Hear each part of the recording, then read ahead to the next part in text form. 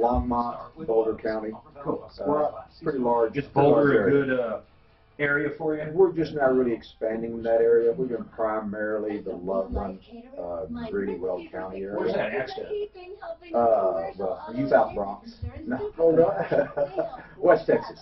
We're out in Lubbock originally. People ask, this is the only thing I had lost in my life is this damn accent. So. Live. You get that? Yeah, West Texas. Yeah, around Lubbock originally. So.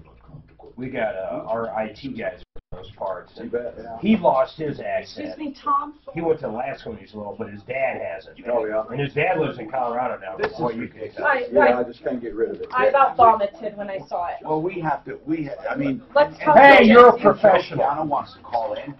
We told him, because since we couldn't schedule him, we told him he could. Oh, my God. So, but listen real We'll quick. work him into Remember the dog a show. euthanization cost? Oh, it's He a and his computer. attorney are So coming they'll on never fix today. it. Okay? No, man. And then guess what? It's faster. It's actually Probably a new faster. one. Here's how I'll tell how fast it is. Facebook used to take about 3 minutes to load on here, which is bizarre. Man, watch this. If this, I don't mean load like this, I mean log in. Didn't Suzanne gonna complain to him? No, Daphne had. Daphne did, okay. Well, I told Suzanne to handle it. I actually handled it. I delegated it to Suzanne. Suzanne delegated it to Daphne. Daphne got it done. Did they not even know about It it? all comes back to them. Learn how to become mortgage No, they knew about it because they physically took it. Do they allow you to access your equity for that unexpected Just emergency? kicking them. Take AIM, affordable Damn. interest mortgage, 720-895-0500. Thousands have learned how to become mortgage safe. Oh, look at that. Continuing to pay compound You're going to be jealous here, Tommy. interest. Why continue This to pay over computer's, 70% of what you borrow back well, to the bank in excessive Let's interest? not get crazy. Computer, what just happened? They put a new one in? Well, my hopes are up, but it's still taking forever to log in, so maybe not. Well, log in. They might. I don't know if they repaired it, Can be done with one loan. With added one RAM loan to going it. up, now is the At time this to point, I'm protect assuming your home. they did the bare minimal to make it work. Locally owned and operated broker since 2001. It was kind of like when they pulled that one chair that the dog tried to eat and replaced it with one that the cat scratched up. So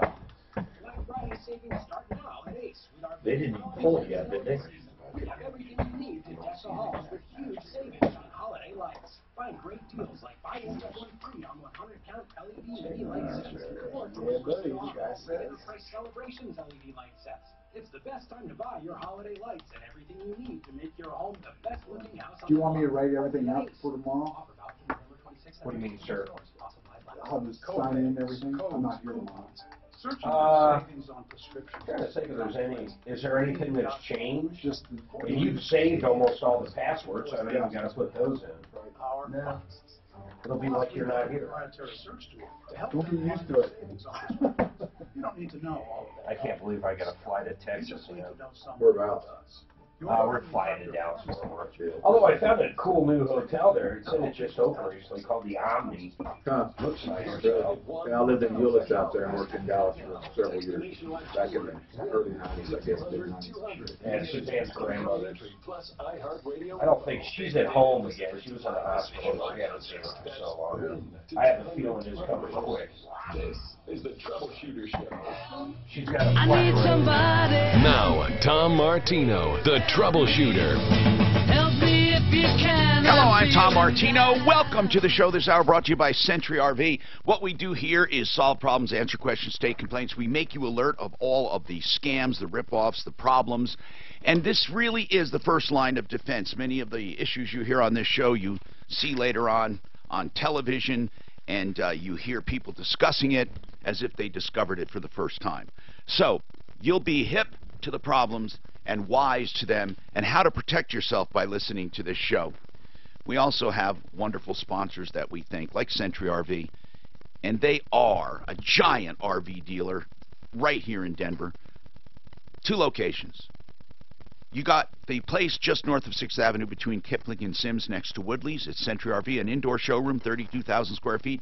And up north at the 119 turnoff to Longmont and I-25, you have a big facility. When the great thing about that, they have a service department. New and used RVs, the best prices, and you can shop for yourself. That's what's great. They're right here. So that's CenturyRV.com, 303-453-1111, 453-1111. Welcome. We have a lot to talk about. If ever you hear a problem on this show and you wonder whatever happened to it, we call it As the Troubleshooter Turns. It's our soap opera. We literally have dozens of cases juggling in the background that we're working on. Are you working on any, Clint? Deputy Dan, are you working on any? Mark, are you working on any? Man, see, we're all working on I've got cases. a great one. What do you got working on? All right, so dang it, I think we did it yesterday. I hate to do it again. We've got the Arapahoe Hyundai got this lady out of a bad deal they hooked her up in and got her a new vehicle. Okay, now, what are you working on, Clint, just roughly? Jade called in, had the problem with ServPro. Mark went out there yesterday. Okay, ServPro, she said, man, I'm getting literally screwed here. This Not one's literally, crazy. I shouldn't say that. She's getting screwed here, meaning that what happened was she had a flood. And then this flood happened right after she closed on her home. The day. And because she has code upgrades. She's getting a furnace. She's getting a water heater. In fact, she's all brand new stuff. In fact, she called up and she was very distressed. She's a 23-year-old girl or young lady who bought her first home, and then it kind of is a godsend this happened because she gets all new stuff and upgrades. But she was upset with ServPro. Before she even moved in. And she was upset with ServPro. And let me just say this. If you have a disaster restoration company, okay, that you call, fine. Don't use them to rebuild. I would make it very clear. Listen, you're coming in, you're doing this, then you're getting out. Do not sign a contract when you're under stress to have them do everything. Agreed. It's just not the way to do it, and I don't care who they are. I would never use a restoration company to do my rebuilding. They come in, they can stop the water, they can suck out the water, they can do what they want to mitigate damages, then get out. Do not use them to rebuild. If I have one message to tell people, when you have a disaster, do not use them. What do you think about ServPro and their service and their work, Mark? Well, so far, the contractors, it looks like they're doing a fine job. Okay. But they're doing this very slow, but as we know, labor right now is very hard to get. It is. Here's the good news, though. Her insurance, she not only got code upgrade, you know what else she got? What? Living expenses. So when this is all said and done, she's probably going to get $200 a day for every day she's been out. I'm going to have our public adjuster go down and go through that contract and figure out what ServPro missed. This is a weird one because this happened on the day she closed. She closes around noon. It happened that evening. 3,000 gallons, and now she gets all new stuff. So basically entirely new. There's an update this morning on this, though. What? ServPro wants out. They want out. They want out. They're talking to her about paying Let off. them, but why? But wait a minute. They better not leave her in a bad position if they're getting out. I don't mind them getting out, but they better not leave her in a bad position. We're going to have some referral list people look in there and find out where she stands. I know exactly who I want to look because of where she's located in Castle Rock. I love Eagle Home Inspections. They're on. No. I'm talking a contractor, where these guys left off, how much to fix it. And you're talking Moses in Colorado Springs. Okay, listen. We're shooting all this kind of stuff at you. I got to get to this attorney and this guy because he was kind enough to get on the phone with us. And I want to recap. Travis, his dog, or no, two of his dogs got out and bit an old lady. Was it an old? I shouldn't say old lady. Was it an elderly woman? For some reason, I thought it was an elderly woman. Was it, Travis? Not really important. It was. Actually, okay. So your dogs got out and bit someone. And they were deemed vicious. They were taken in by the Humane Society. You had to face the music. And you said you made some kind of an agreement, some kind of plea deal, where the dogs would not be euthanized. That was 100% for the plea of me signing the plea. Usually a plea deal is put down in writing, and it's understood by all parties, and sometimes the judge blesses it. In fact, many times. But I'm going to let your attorney talk because he's the authority on this, because you had an attorney. And my question is this. Not just any attorney, just he's a retired judge here in Fort Collins. Okay, my question is this. If you had an agreement with the prosecutor and the judge not to euthanize the dogs if you did this, this, and this, what were the conditions? What did you have to do? Well, there was a list after the court hearing. Just give me what you had to do. What did you have to do? There was a number of things. There was, well, I'll tell you what we found, and it exceeded his expectations. We found a guy in Pagosa Springs with 83,000 acres of land. The nearest neighbor was 2 miles. The wife's... Wait a minute. You agreed to take the dogs away from the county? Yes. Oh, part of the deal was they had to leave. Okay, so you were going to leave. Okay, but what else? I don't. What else? You were going to take the dogs away. What else? I had to relinquish my ownership.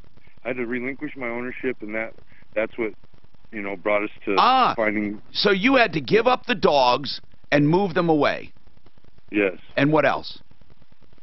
That's a lot right there. But I just wanted to know if there's anything else. Well, there was I had to. There was small stuff like have signs up for a dangerous dog and. Well, you're going to get rid of them though. Well, I have to have them. These are requirements that are made by Bill Porter for these new owners. Travis, what I'm asking you is, what conditions were made under this agreement where your dogs did not have to be euthanized? You had to give up ownership and move them away. What else? That was basically it. Okay, thank you. That's good. I thought he was going to send us that. Well, let's talk to his attorney. I'll take his attorney at his word because I didn't know if Travis understood anything. Mr. Joseph Gavaldon, I believe, if I'm pronouncing it properly, sir? That's fine. Okay. Were you shocked that the Humane Society destroyed the dogs after this agreement was reached? No, I'm not shocked because it was apparent that the Humane Society, once the dogs were relinquished to them, they can do what they want. When were they relinquished to them? Well, first of all, the dogs were relinquished as part of the plea agreement to resolve the issues of the dog biting. I see. But I thought the whole reason for relinquishing the dogs in the plea agreement was so they're not destroyed. Well, here, let me explain this a little bit clearer for you, sir. Good. Can we pump up his volume a little? No? The court had no authority once the dogs are relinquished what happens to them. Okay. But there was an understanding between Mr. Bowles and the Humane Society that once the dogs were relinquished, that arrangements would be made so that the dogs could be transferred or given to a third party, provided certain conditions had complied with. That was the understanding. But after the dogs were, after the court denied the motion to set aside his plea because Mr. Porter decided not to follow through with the understanding, then they decided to euthanize the dogs. Okay. Okay. Well, Travis, what I'm hearing your attorney say is you didn't follow through with the agreement. No, that's not correct. Oh, what did you just say then? I'm sorry. Explain that. First of all, there's two separate things. There was the plea agreement that relinquished the dogs. Okay. But then there was a discussion by Mr. Bowles through his lawyer with Mr. Porter. Are you the lawyer? Dogs, if we wanted to have an understanding that we didn't want them euthanized, we would follow their recommendations so that they could transfer ownership to a third party. I got it. Provided that we comply with all the conditions of the Humane Society. That had been completed, and then Mr. Porter decided not to follow through. How did he not follow through? What happened is that he decided that he thought the dogs were too dangerous, and so he would not follow through with the understanding. Is that allowed? I mean, I guess you don't have a contract. I mean, that's correct. That's correct. There was, again, the court could not enforce the agreement because, of course, the court doesn't have authority. Number one, and unfortunately, Mr. Bowles relied on the good intentions of the Humane Society. I see. Do you think they had intentions all along to destroy the dogs, and they just did this to get him to relinquish? Absolutely. Say that again, sir.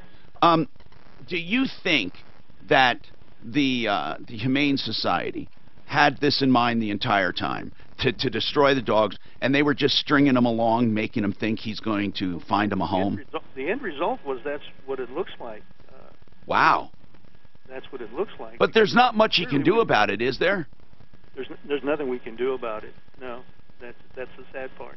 And what makes it worse, unfortunately, Mr. Martino, is that when they decided that they were going to euthanize the dogs, fortunately, they didn't give them an opportunity to say goodbye to the dogs, which was they had said they would be willing to do prior to this whole thing being resolved. So this, I mean, if I hadn't heard it from his attorney directly, Mr. Gabaldon, you're saying that it was your understanding and everyone's understanding that these dogs would be relocated and not destroyed, and that was kind of the understanding until he technically relinquished them, and then they went ahead and they destroyed them. Yes. Okay, well, you don't get any more clear than that. I mean, okay, so Travis, who is the one that lied to you, basically, that you think? Who is this? What's his name? Well, his name is Bill Porter, and let me just say, what is he? He's Director of Operations for Larimer County Humane Society. I mean, but why did he string you along? I think at this point we need to call him. Listen, we can't spend a lot of time on this, Travis. If you want to say something, make a point. Go ahead. Well, let me just say this. Go ahead. From the third meeting with this man, he had lied to us through the 2 previous meetings that I had there, so bad that I recorded every meeting.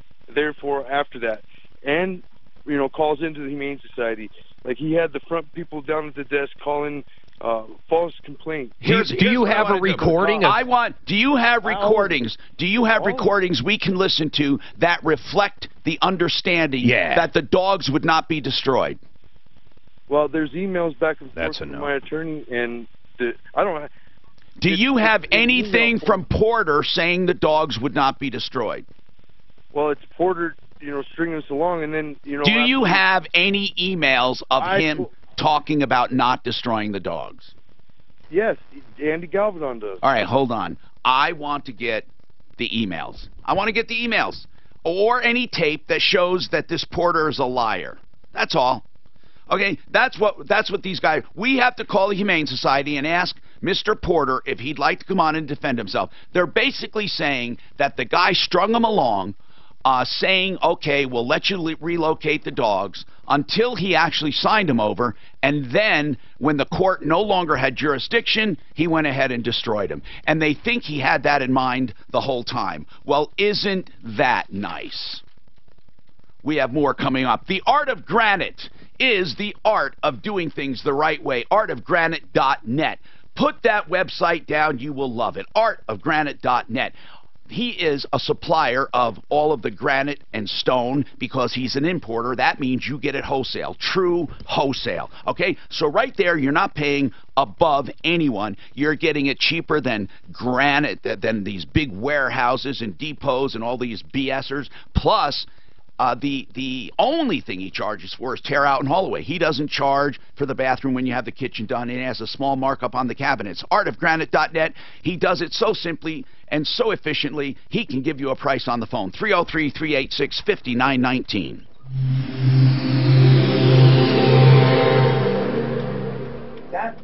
That's weird. This report is sponsored by That is so weird. Beautiful accounting Do you software. think they ought to lie to him? Let's start off with good news. I know.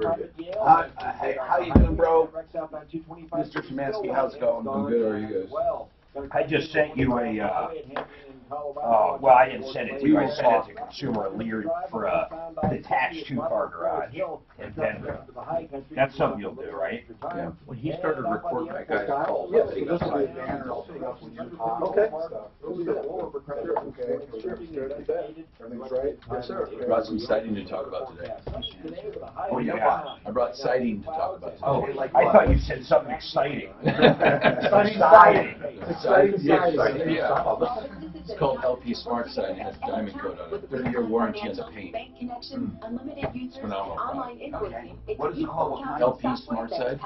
Is it code all the way through? You're saying no, it's like code out. It's just on top. Okay. Actual diamonds? No. Oh, it's like pop and glow. No, if anybody opens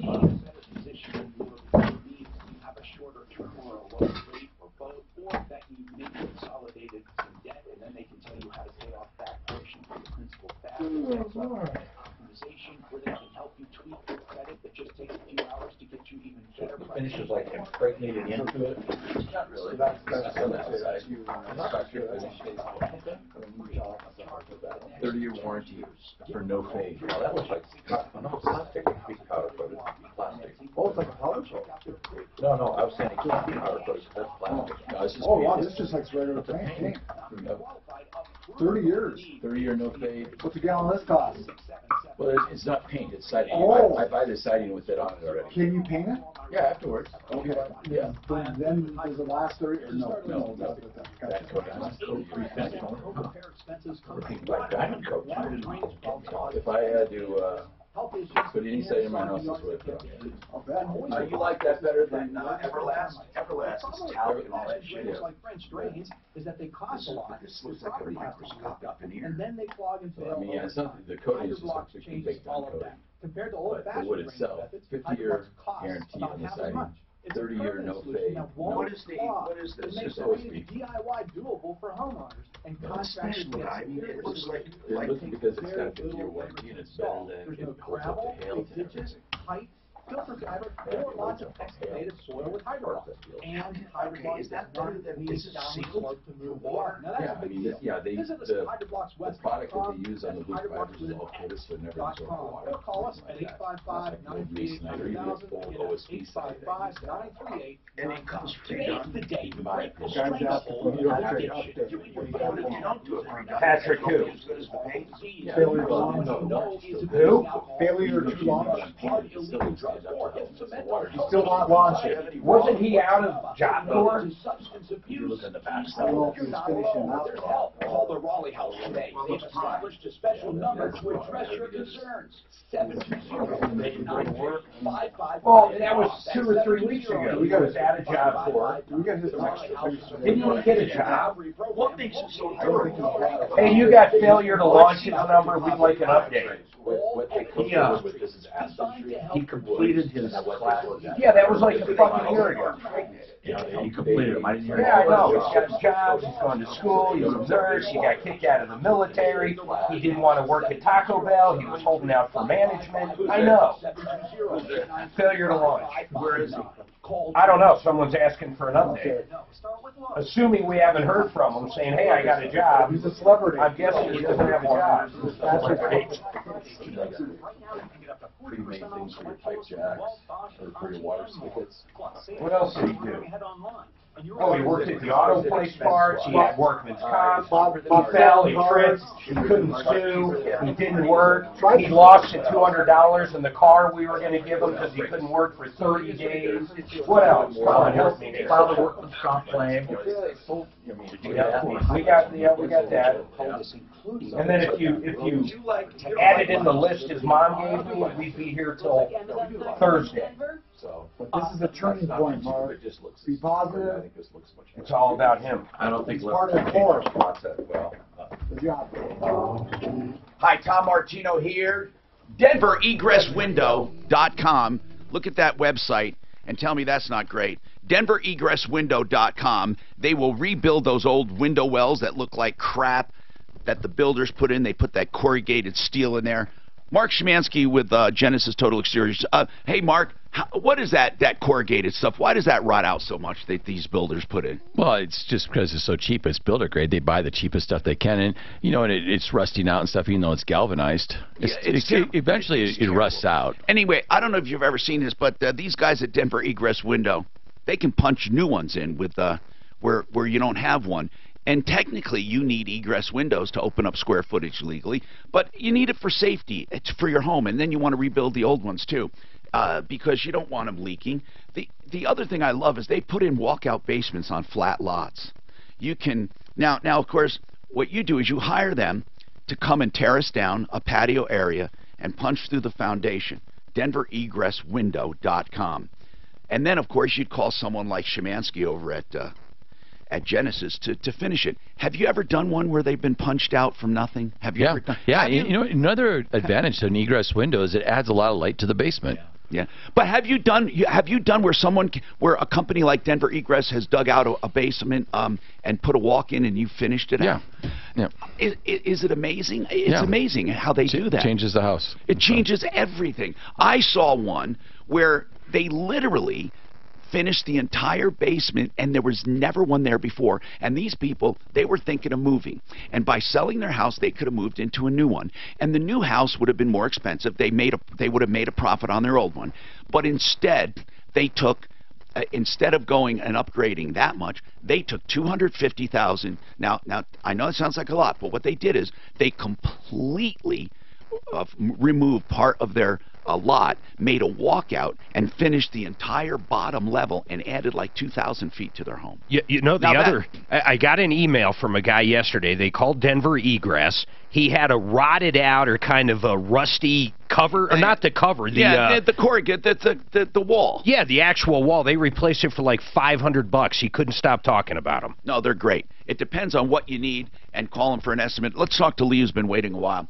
And then I'll introduce our other guy. Hey, Lee, you have you have something about property lines and tree trimming. Go ahead, sir.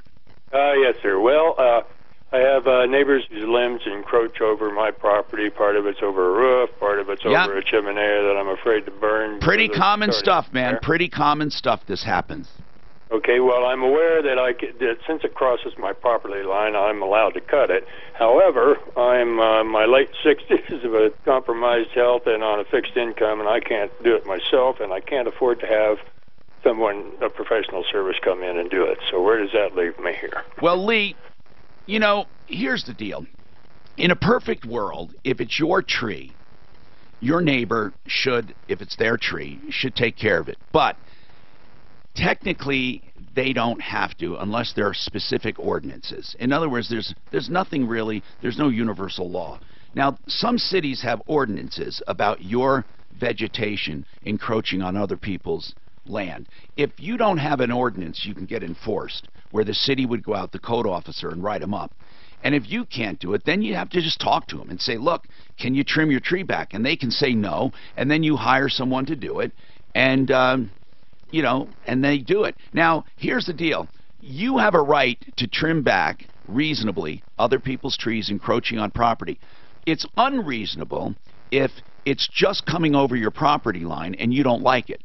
Unless it's doing something detrimental, or it could be detrimental. The mere fact that it's hanging over your property does not give you the right to do it. A lot of people make the mistake of thinking that, okay, here's my line, and they draw an invisible wall up to the sky, and that's not true. You don't have sky rights, and people can have trees all day long, but you said something else. It's over your home, and so you have a right to protect your home or power lines or places where kids play if the tree is presenting a danger. So I would definitely talk to a professional tree service. You're saying you can't do it, but you really have to hire a tree service to do it.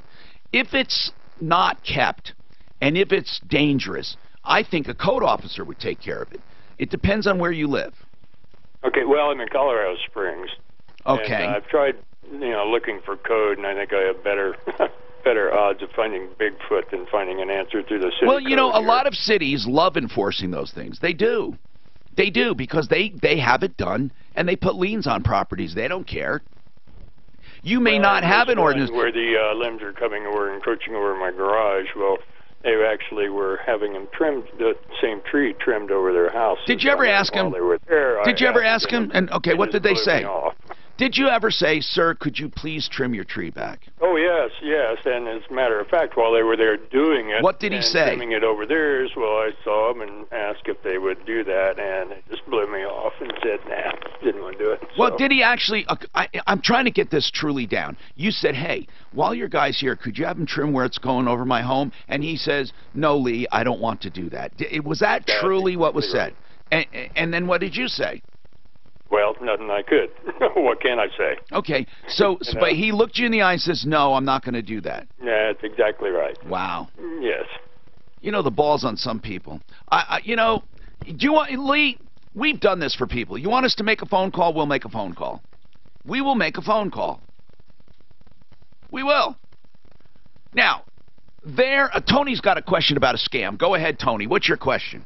Yeah, I think it's a scam because before I get nails sometimes on my tires, and about an inch or so away from the edge. Now, Big O... Can't fix them. You can't, Mark? Can't fix it. because of insurance. And I said, well, but the tire's new. Listen, it has nothing to do. It's got to do with the flex in the sidewall. You hit a bump or something, ba-boom. Tony, it has nothing to do with insurance, okay? I know. That's a canned. You know, here's why. You wanted someone to fix it, and they said, no, they can't do it. And in order to give you a reason, they said because of insurance. Actually, 2 companies said it. Okay, well, they might mean their own liability insurance. What they're saying is, if we fix it and it blows out, we don't want you suing us. Really, what they're saying is if we fix it knowing there's going to be a problem down the road. Yeah, I can see what they mean. You're right about that, but it wasn't on the sidewall. It's actually on the tread part. It doesn't matter. If it's close to the sidewall, it can flex. If it's close to the side, they won't do it. Tony, what other reason would they have for not doing it? What other reason? Sell them a tire. Sell me a tire. That's right. Okay. That's exactly what they were trying to do. And I said, no, I don't want the tire. So Tony, and they did it. How far from the edge of the tire is it? It was just over an inch. Where they would, I mean, Big O has done that repair for me before. He's done it many times, and now they. I don't think it's a scam. I don't think it's a scam. I mean, you might say it might be a little overcautious, but I don't think I would have repaired it back then either. The problem is it flexes, the patch breaks, and all of a sudden they're back again. And they don't want to buy the car. I mean, Tony, you'd be here saying the patch. It didn't put a patch. What the guy did, the professional who actually did the tire, he put in an actual plug. We never used plugs back then. Okay, but here it doesn't matter. They decided not to do it. I don't know. Here's the deal with plugs, though. It voids every major manufacturer's warranty. It breaks the integrity of the tire. Here's the bottom line, Tony. You had a question. What's your question? No, that was it. That was just an observation more than anything. If you buy from Tire Rack or Sheridan Auto Tech or Alaramas, he'll get you a road hazard package. You're handled. It's open enrollment right now, as a matter of fact, for insurance. If you have a need for health insurance, and we all do, don't try to buy it alone. I have no idea why anyone would try to go on the exchange and find health insurance or go off the exchange. Integra, they have software that can narrow down your choices. They also talk to you, and they make health insurance simple and smart. They really do. And they're good people, and they're honest. And here's the big deal. You're not going to save money going direct, okay? Not one penny. So there's no reason to avoid professional help, especially great professional help like Integra. 303-466-5500. They'll sift through it all and make some recommendations for you. Even Medicare and Medicare supplements and Medicaid, they can help you through what you need to do. 303-466-5500.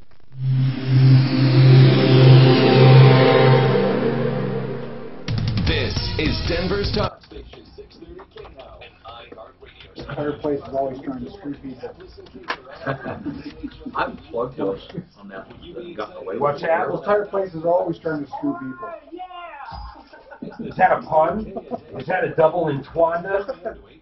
It's a triple entendre? Now just won $1,000 on 630K now. I got in the first one, blew out, had to drive off the road. First one to say, they fixed this tire. Yeah, I've plugged it myself. I've never had a problem, but I know that it's not right now. Sheridan Auto Tech is special because of the man. I've never had them fail. Yeah. What do we get? Big O does it all the time. Are they on the log? They're all the time. It's only like 4 spots in the city. Just off girlfriend. In fact, we're probably better off just me and you bringing it up. Let's just bring it up. They're doing Black Friday starts right now. Boom. That's the whole deal. Can you give me an idea? Yeah, I'll send you the actual thing. With Amazon or? I heard an ad. Was that Amazon's Black Friday starts today? Actually, I got one's does. It's everyone's saying that. Hey, Black Friday. It's Black Month. Black Month. I didn't think you saw that. And where did the Black Friday come? Yeah, that's a good question. You mean the origin? I don't know. That's interesting. Why the day after Thanksgiving? That's when retailers start making money. There you go. The beginning of the Christmas. Black. They go from red to black. Yeah. Damn it. Very good. That's so basic. We didn't know that. Actually, I did know that. I chose to forget. Yeah.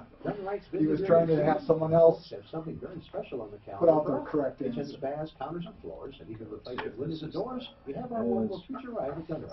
303-722. Actually, I've got a great update about Appliance Factory, so I'll send you this. Ask me about an update. I'll tell you the great update. Is it the monogram? It is the monogram lady on, and then boom, you'll have all the info. And we'll slip into it. Look at us. No, wait, no, okay. And Frank Duran, is this his call-in? Yes, it's Wednesday. So we have 2 call-ins today. I don't know. All I know is the Frank one. Look, Suzanne, we got a Frank call-in, and we got Become the Banker. Is there any... Why does Become the Banker call You've it? heard me talk a lot about That's a call-in? therapy. I've done Oh, because they probably wanted... Frank should be asked because he's out of town. Oh, They're perfect. internationally Till the recognized for their 19th. work in stem Have him cells. access They're all so he doesn't get MDs charged. working with Yes. new living stem cells. Tell him don't fire off that Frank Duran. We're not going to do it today because he's out of town, so it'll kick back credit. Frank, I don't want the advertiser getting billed. Frank will be in next week. With no MDs at all. I think it's the day before Thanksgiving. Nathan, Wednesday. Okay, I just Well, I was said, going to do an upgrade on this stuff. okay, pull up your email so you have it. I'm just putting that in the trust. I just have to know what I'm doing. Well, I don't know if Frank brings them that day or if he gives them in December, so. Yeah, I read it. Yeah, grain carrier train. Make sure you got that email with the Appliance Factory crap. Times get tough again. They are a great deal, man. Do you ever buy stuff from their building department, Mark? Yeah. They've got locations. Until we started doing a few spots, they must have 50 locations. They've got giant outlets, but they've got massive ones. What did you, couple of 20, 40 bucks according to I got a cabin in the mountains and Why continue to pay over electric 70% of what you borrow back to the It's bank? terrible. They do What fine elevation line are you shit at? too. I had no idea. They do really high end out of a few of their I'm warehouses. thinking because You're talking about buying bills? No, appliances. Oh, my factory warehouse, yes. You use them. They have, did you know they have fine line shit? Like Viking and. Oh, yeah. Yeah. Great big Yeah, one you up just gotta on, be careful when you're bidding on that. High efficiencies, if they're not fitting. There's a massive one in Parker. It used to be a damn full-blown dealership, like a Ford dealership. Yeah, there's compensation. I got a buddy now that is the exact product. LLC for Home Depot, so I get all my stuff from Which is the safety. Oh, that's cool. And so, I'd say the install is the most critical time for any system. You ever heard of Dave and Buster's? So somebody bought that. I can't think of the name of it now, but it's a gigantic appliance place. Huge. one right there in Colorado Boulevard. Santa Fe. Yeah, it's huge. That whole Dave and Buster's, or not Dave and Buster's, I'm sorry, Jerry's. Red and Jerry's. It's now, it's all Which will cause the appliance. pressure switch issue and cause it to fail. You gotta go directly in the sewer Is this line. me, bro? Yeah. All right, I'm Tom Martino, your troubleshooter, 303-713-TALK. Let's talk about your life. GoCamSolar.com for a free analysis of your solar situation on your lot. GoCamSolar.com/troubleshooter. Listen, solar is going to save you money. Some people want to save the environment and the world. Whatever you want to do, federal tax credits are not going to be around forever. So right now, you can get 30% in credits. You don't put any money down, and you make a small monthly payment immediately, but you stop paying electric when this is built. Okay? So you swap one payment for the other. But the part about the other is it doesn't go up, and it goes away when the system's paid for. If you're interested at all, GoCamSolar.com. They are the guys. And we like them. They're all engineers, and they're good, dedicated people with 25-year warranties from the factory and themselves. GoCamSolar.com. Then put a /troubleshooter on it to get your free analysis of your lot, and it's a 20-year analysis. GoCamSolar.com /troubleshooter. Let's keep going. Now, we got a comment on that tire scam. I want to welcome Scott Stevens from Greeley. He's with Greeley Furnace Company. He's on our referral list. Do you know how long we've been waiting for a good HVAC company up in Greeley? You know, when we get complaints about rips, on HVAC in Greeley or up north? Mark, how much? Up north? A lot. I don't know, Steve. Scott Stevens, Greeley Furnace Company.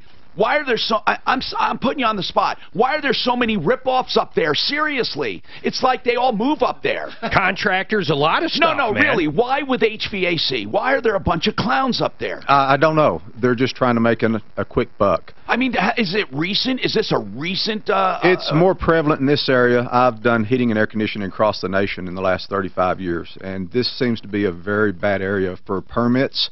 Many companies do not pull permits on systems. And they just, some of them just take the money and go. I know a big part of your work is going in and cleaning up after these so-called, oh, I got a great deal. Absolutely, and we just had a case yesterday Yeah. where 2 other companies condemned this furnace and gave them a carbon monoxide scare. And what happened? They had no proof. Well, we went back twice and gave them, they wanted 3 opinions. We was one of them. 2 of them condemned it. We did not. So we went back as a courtesy and did a digital combustion analysis.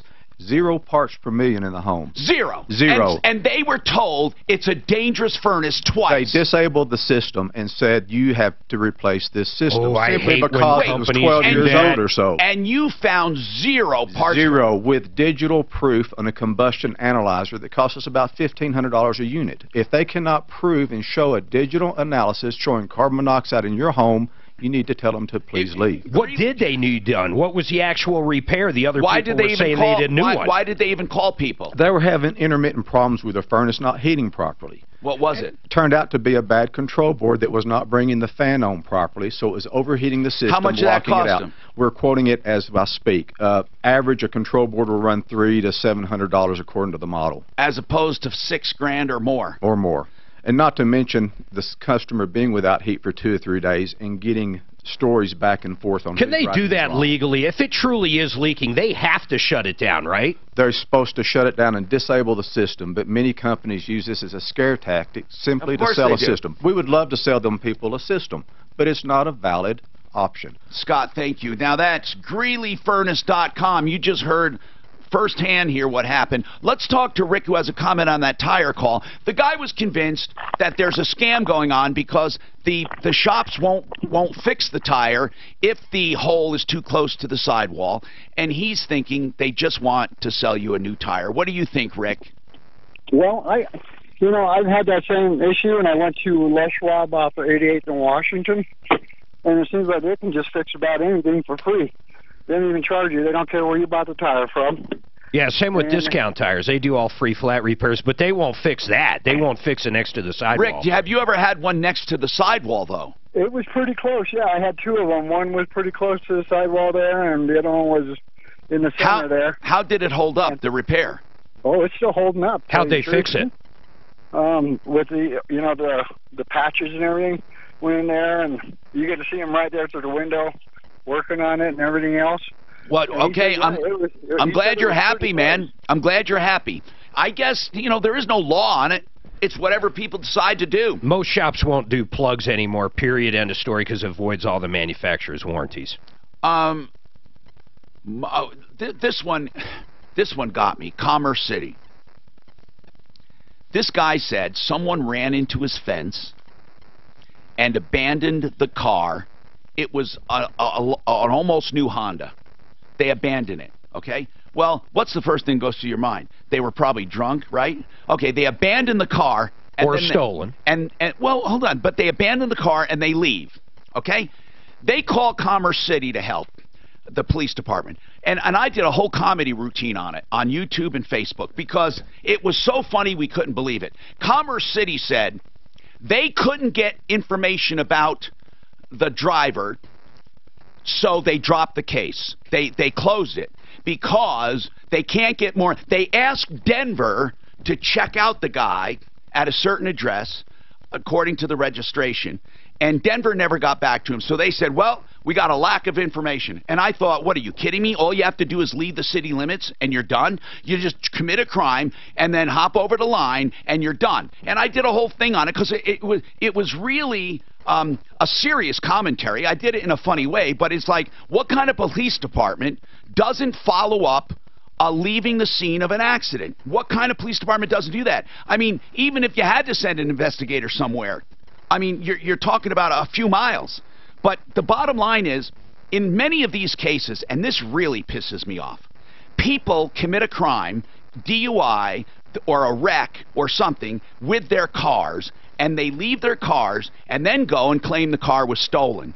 I don't know if they're doing that in this case. Are they claiming the car was stolen in this case? Tom, they're saying this car was reported stolen after the fact. Yeah, so, listen, isn't that convenient? You drive into somebody's fence, you're crap-faced drunk, you go home and report your car stolen. Now, what kind of moron police would believe that? Why, you know, so all anyone... Well, Tom, just so you know, what they told Daphne yesterday was that the Commerce City Police Department was that there was a new cop on the scene. He mistakenly closed out the case. They have reopened it. They are investigating it. They cannot release any insurance information to Kyle until the investigation is closed. And I understand that. Okay. I understand that. If they're investigating it, fine.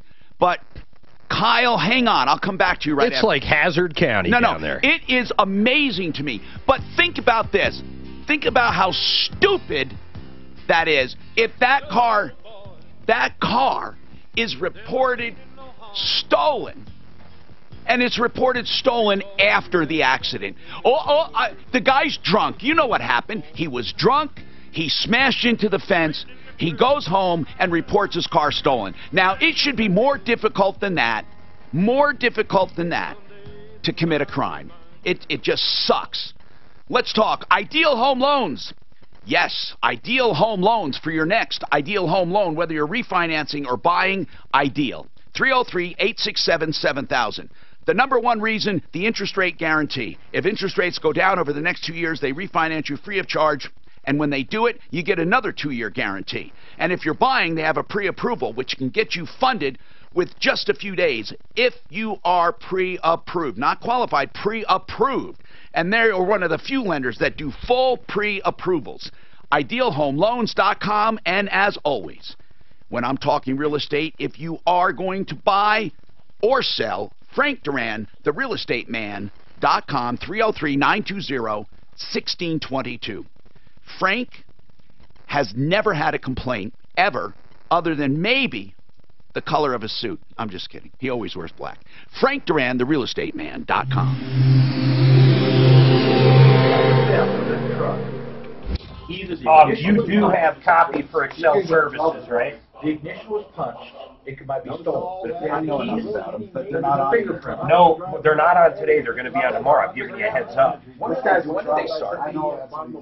Whenever didn't you guys talk yet? We'll help them recalculate.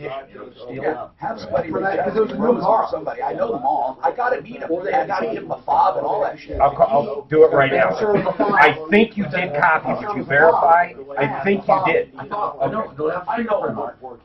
them. No, but they wanted certain things. I'm almost sure you did it. Taking it with them too. I'm sure they took the file out. Hanging out above and 40. Okay, then that's I remember hearing you over in your cubby. This guy doesn't know. Not spots. They're all going to be live. DUI or falsified a report, which is worse. I would just take off and say, hey, I had to get. Who's the Excel service? What's his name? Yeah. You know, the problem is report and stolen, boy, false police reports, all that. As we talk about IoT is really a way to optimize your home. Hey, Clint, what is the deal with that? What is the deal with that, Jay? Why do they want to leave? I don't get it. They said after I guess you were there or whatever she said, they're talking about getting out of the deal right now. And I don't know where she stands. We haven't had a closest look to determine what it's going to cost to every job. How much has she paid them already? I don't know. We don't know where we stand. We're not going to know unless. Well, it should be line item. They haven't even done drywall yet. It's 404. The hormone bros. HormoneBros.com. Revitalized health. HormoneBros.com or TheHormoneBros.com. 720-361-2302. All of the I'll do it. I'll do it. To stay young and healthy. HormoneBros.com. We're in the Hormone Bros today. You are? Oh, for the follow-up? Yeah. For a gag, I told him to slip you a shitload of estrogen, or estrogen. I'm wondering why they're getting bigger. Sensitive, too. Okay. Andrew wants to know what categories do we need? Are we short on endorsements? I say anything to do medical. Here's what we're going to do. I simply can't. Genoway here. Is refinancing your home the right call? Well, an easy way to answer that question, talk to one of the salary-based mortgage consultants at American Financing. They're going to listen to your needs, discuss your financial goals, and then customize a loan program to save you the most money. That's why they have an A+ rating with the Better Business Bureau. I'm here with Gabby from American Financing. Tell us more. That's right, John. We take pride in our customer service and do what it takes to help customers save up to $1,000 a month. Hi, it's Gabby Maldonado, co-founder of American Financing. If you're a homeowner, now is a great time to take advantage of low mortgage rates. You're able to consolidate high-interest credit cards and student loans into a lower-rate home loan without paying upfront fees. Best of all, you could potentially save up to $12,000 a year. What are you looking for? Give American Financing a call today. Call 303-695-7000. That's 303-695-7000 or AmericanFinancing.net. American Financing, Colorado's home. Say again. She had amniotic fluid injected at Atlas Medical Center. Yes. Oh, yeah. 30 million dead stem cells. Yeah, now all of a sudden she's Trying to not figure out what experts to get. The question is, Uh-oh, something happened. if you They wanted probably to gave her a figure out your refund. 401k, can you It's like when I got that guy his LLC or tiny house money something back. He to didn't. avoid He quit talking What's about her it. name, Barbara? taxes. Deborah, who wants to know that? Line one. Okay. So do you want an expert for that? What you do? With all of our What you lists, do? I don't know. Well, it's $5,500. We can get that back on small claims. But does that question make sense to you? Yeah. She's not calling me back. Let me give them a text. They're a little tough I to know, get a hold but I of, want but them I'll try. to show we're showing love. Okay.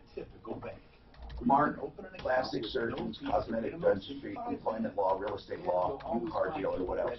Where are we short? What? Banking reimagined. What category? I'll think about it. Oh, who was it we called the attorney yesterday? Was too busy. We need another one. Oh, real estate attorney. Criminal defense. Real estate attorney. I put that down. Okay. Yeah, criminal defense. Because what's his name? Walt. This afternoon at 4. Getting 630K Hub from iHeartRadio. If Denver's talking about it, you'll hear it on 630 K-Now.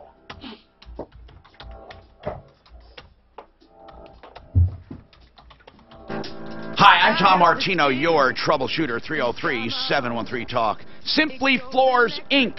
will get you savings. Simply Floors, Inc. It's that simple. You call Buddy and let him take a look at anything you have. Buddy for muddy carpets. I'm thinking muddy carpets. I'm thinking Buddy. Simply Floors for simply savings. Make your own appointments at simplyfloorsinc.com. When I say floor covering, it's not only carpeting, but luxury vinyl tile has been taken over, even for hardwoods. But hardwoods are great, veneers and engineered flooring, and he does them all, and he does them at discounts anywhere from 20 to 50%, depending on the supplier. He's in a buying group that gives him awesome buying power. SimplyFloorsInc.com. Okay, this one with Kyle. Okay, so Kyle was upset because his fence is destroyed, a new Honda sitting there totaled, and or whatever, a Honda or Kia, whatever it was, and it's left there at the scene. And Commerce City Police, they closed the case. Once we started making noise, they reopened it, but they said they were going to do, to give them credit. He said, well, it was a new officer, blah, blah, blah. Whatever they want to say. I'm not going to go back and make fun of them. They're opening the case. But, Kyle, you need to submit this to your own insurance or pay for it. You can't wait for them. By the time they find someone and try to charge someone and then order restitution, you're going to be old. Oh, yeah. But at least we got the case reopened. Yeah, you sure did. And here's the deal. I hope they don't fall for that story. It can't be that easy to be drunk or reckless and then just leave your car and claim it was stolen. I mean, that's the oldest trick in the book, especially when it's reported stolen after the fact. I'd ask the guy, Because now it actually implicates the guy who reports it stolen. You see, he'd be better off just keeping his mouth shut. But by reporting it stolen, he is actually actively involved in a cover-up. Because he actively he's lying. Because his car wasn't stolen. My question would be, why did you only report it after this accident? It's also insurance fraud. Yeah. So, why did you just report it? Huh? Why after this? I hope the police are aggressive with this. You know, it's amazing how people get away with crime because of lazy police. And you know, I don't know what Commerce City's going to do with this, but they need to investigate this. If there are any police officers listening, you must have heard this 1,000 times with DUIs. 1,000 times. Mark, what's happening with Liz and Monogram Appliances? This is a wonderful update. GE makes Monogram. That is correct, sir. Okay. And so her problem was what? It came in. She didn't open the box for a while. It was new construction. Liz, it was damaged, right? It was scratched up. And you simply wanted another one. No, it got worse than that. She was willing to get it fixed and repaired or touched up. But then the igniter was shattered as well. That was kind of the straw that broke the camel's back. She wanted a new one, and GE did not want to give her a new one. What happened, Liz? You called us. I did, and thank you guys Why? so much. What did Mark do? I reached out to the people at Appliance Factory Outlet. They're on our referral list at referrallist.com. These guys got involved. They got GE to authorize a complete replacement on it. She's getting a new one. And she didn't even do business with them. Not directly with GE. No, I mean you didn't do business with Appliance Factory Outlet. That's right. It was with someone else. It was, yes. And then they stepped in. So we got a double whammy. We got you a new one, and we got Appliance Factory Outlet to help you, even though you were not one of their customers. Yeah, they have actually, in a way they are, but it's weird because there was a contractor involved. But once they got involved, it was fixed. That's what I mean. They didn't directly do business with her until they did. That's right. And when they did, they made it right. When it comes to servicing your car, let's go right to the heart of the matter. Ramos is the owner of Pro Auto Care. Okay, I got to figure out how to do this. They give a 36,000-mile warranty, complete with roadside assistance to each and every customer. We got to get you explain the appliance repair for your person. What else? This feels denser than regular oil. But it might be they get stick all kinds of stuff on it. Pro Auto or 303. The weight of it feels denser than standard OSB. Tom, you want to use that as Appliance Factory's Live? No. I have to mention it. Wonders the bonding stuff is water repellent. Yeah, probably a brand new sheet with no coating. You just put water in and it just runs right off. Doesn't absorb. They probably have parts that fuse into the pressure. Mark, she told me she went somewhere else. Yes, but they ended up, ultimately it's a different department of Appliance Factory. But she was dealing with the contract anyhow. Yes, it did come from Appliance Factory constructors, contractors, whatever it is. It's one of their other departments like what Mark deals with. When you get something from them, where do you go? To their contractor division? Yeah, there's somebody that... So a contractor gets it basically from there. But once I got involved with it, I went right to the source, of course, and they got it handled. It's, you know, they also have a fine line department. Really? They got everything. They even have the shit we bought now, Bertazzoni.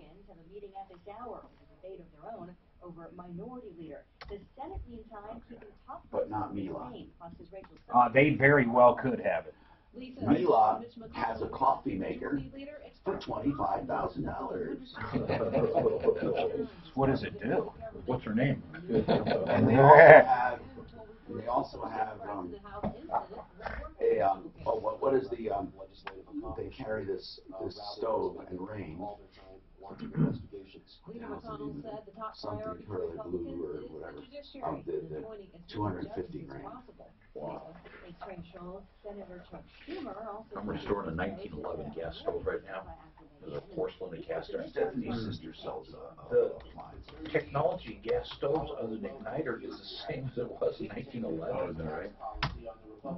It just keeps up with gas. Just a flame, I know. But you know what's so funny on gas? You don't need an outlet for a gas stove. No, unless you had the cooker. You think Unless you got what? unless you want the electric to start it, you know, to ignite it. No, I know. No, he's talking about a chimney. Chimney, oh yeah, an outlet. When I say Well, outlet, I mean, compared to some of the shit. Oh really? We will not put in the gas range without Oh, really? exterior vent. You should. It does produce CO. If you get it dirty in there and the carbon buildup, it'll cause you. You know, it's on all electric ovens. If it's Blender, self-cleaning, $2,300. or open the window. Okay. For an electric self-cleaning. For electric. Electric. Just because of the Carbon buildup in the food will would build produce carbon machine. monoxide. That's a dirty oven. You read the instructions on any electric button. It says self-cleaning, open the windows, or leave the premises. Wow. That's I should bring that when I do the next my carbon monoxide. You know, just not on cleaning, but just you know in the oven and see if it's still. You are admitted, and my eyes burn. Probably not just they probably really do have really. That's high quality. Carbon monoxide is a gray ghost. Fire departments require them to run a respirator at 35 parts per million. But the detector you buy in the store at your home will only go off at 70 parts per million after 1 to 4 hours. Lockhart new. Is that another brand? Because UL rated. UL rated. They got nuisance calls. And the fire department said, we don't have any bodies to drag out, there's nothing wrong. And they lobbied us, and now they've changed the standards for seal detectors to the 70 parts per million. The ones that we sell alarm and give you a first notification at 5 parts per million. They alarm at 35 parts per million. You cannot buy them in a store. You have to be certified to sell them. I just recently bought a gas detector. What's the tester brand stuff that's the professionals? You talking about the little Geiger counter tester? Yeah, but the professional Yeah. The gas sniffers. Yeah, the gas. The orange one with the little nose. This is The a orange seal one with detector. the little nose. It's in that side. And this is a personal detector, it's not for the home. Our techs carry this, so it's passive monitoring. I couldn't believe how sensitive they were. Yeah, this is a big difference in the industry. Not go off or go off, go off. Yeah. Those sniffers. Yeah, and the problem is, this is the customer, that's what they use in this account I was talking about. You can calibrate those things to the false alarm. For anything. Yeah. You got to have a true combustion analyzer that gives you a digital readout of O2, CO2, CO. What are the review sites? No, this is a little $250 buck. The ones in the homes, we sell them for $100. They cost us $95. So we don't make any money. What did you call it? And they'll go down to 5? They give you a first Troubleshooter. reading at 5. What's it called? They give you Where do I leave a alarm fucking at review? 35 parts per million. And that's within seconds. What? And then Google just plug on the wall. Yeah. No, they're battery operated. Once it's plugged in the wall, I don't even know how to they're find very it. useless. We gotta Your find detector it. should be up at the thermostat level. Because by the time it gets to that one down there, you've already affected. And people see symptoms at 3 and 4 parts per million. Chronic emergency visits, thinking it's the flu. I mean, this is all from the EPA and the national standard. People would not believe. That's normal in the atmosphere. But when you get up, as in the first notice at 10 parts per million, that's when we have to notify you that you have an issue. Okay, it goes down to 4. That's why we got it. Yeah, with a digital readout. But when will it alarm? That's the question. Well, I'm using it in the hangars to check for gas. Right. It's a detector for combustible gas. Okay, so it's just detecting carbon molecules, which is all of them. I'm trying to think of that brand name. They're black and There's a lot of them out there. It'd be hard to but say. it's the commercial. But this little thing right here goes off if you pass gas. That's how sensitive it is. And that's just a carbon sensitive element. I'm sorry? Where's the sensor on it? It's right here in the front. Right there. Yeah, and so this is a personal detector. All of our techs wear this, so we do passive monitoring no matter where we go. Are we done with her on the appliance factory? Whatever it is, I got the one that used on. If it's UL rated, I'd consider another. You know, we have to figure out where people go to put If you buy it at retail, it's UL rated. I don't even know. I wouldn't have it in my home. I'm doing it right now. No, where'd you go? I got it through. It doesn't matter where I went. It's how we get other people. No, but it does matter where you go. That's my whole point. Well, I'll tell No, you it's 7,000 fucking characters. We've never sent someone this late. All 12 because of gas leak. They went over and shut down the building next door. They're horrible about it. They'll come out and change the meter and find a minor leak. They'll shut the customer's house down, and they go 3 days without gas because we have to pressurize the line and get it certified. You do the 20 pounds for right. You look at the furnace, you don't blow the gas valve out. And the hangers, a lot of them are hard to get the furnace up 20 feet in the air. You have to go to Google Maps, scissor lifts. That's the only way you can get to them. Well, we go with the forklift with a nail. I already did all that. You can't find us. That's why I bought the damn thing that's the same as theirs, so I know. Well, I mean, in the hangar, it's going to alarm before you really have an effect if you have a lot of ventilation. But when you're talking about homes today that are still so tight, I mean, that's when you really run issues, you know. Well, it's just so absurd how they do it. It's absolutely It does have a temperature. What was absurd, but there's no way to link to it. 4 by 10 on the floor. Hi, I'm Tom Martino, your troubleshooter. 303-713-TALK, 713-8255. This hour brought to you by Colorado Tinnitus and Hearing Center. Helpforringing.com. We make referrals all day long, and all you have to do is call 303-MARTINO if you need help, and you can call 24/7. We're live on Facebook, live on YouTube every day, along with downloads available in the iHeartRadio app. We're live there too, or a download on iTunes. You find us all over the place, and if you parse through these presentations, you'll find valuable information. And, of course, you can always go to Troubleshooter.com through referral list. Hit referral list, then hit the link for Troubleshooter.com for the latest on consumer articles, along with our Facebook. Here's the bottom line. You need information, call us on anything. Call us on anything. And this thing about tinnitus, there is treatment available. There are permanent cures available for some tinnitus. And with other tinnitus, what you have to do is simply treat it. And they know all about it, okay? Don't suffer anymore, especially with hearing loss. It's so easy to take care of. Colorado Tinnitus and Hearing Center, helpforringing.com, 303-534-0163. Free evaluation periods on all devices, 303-534-0163. Okay, let's talk what's going on in your life and how can we help you.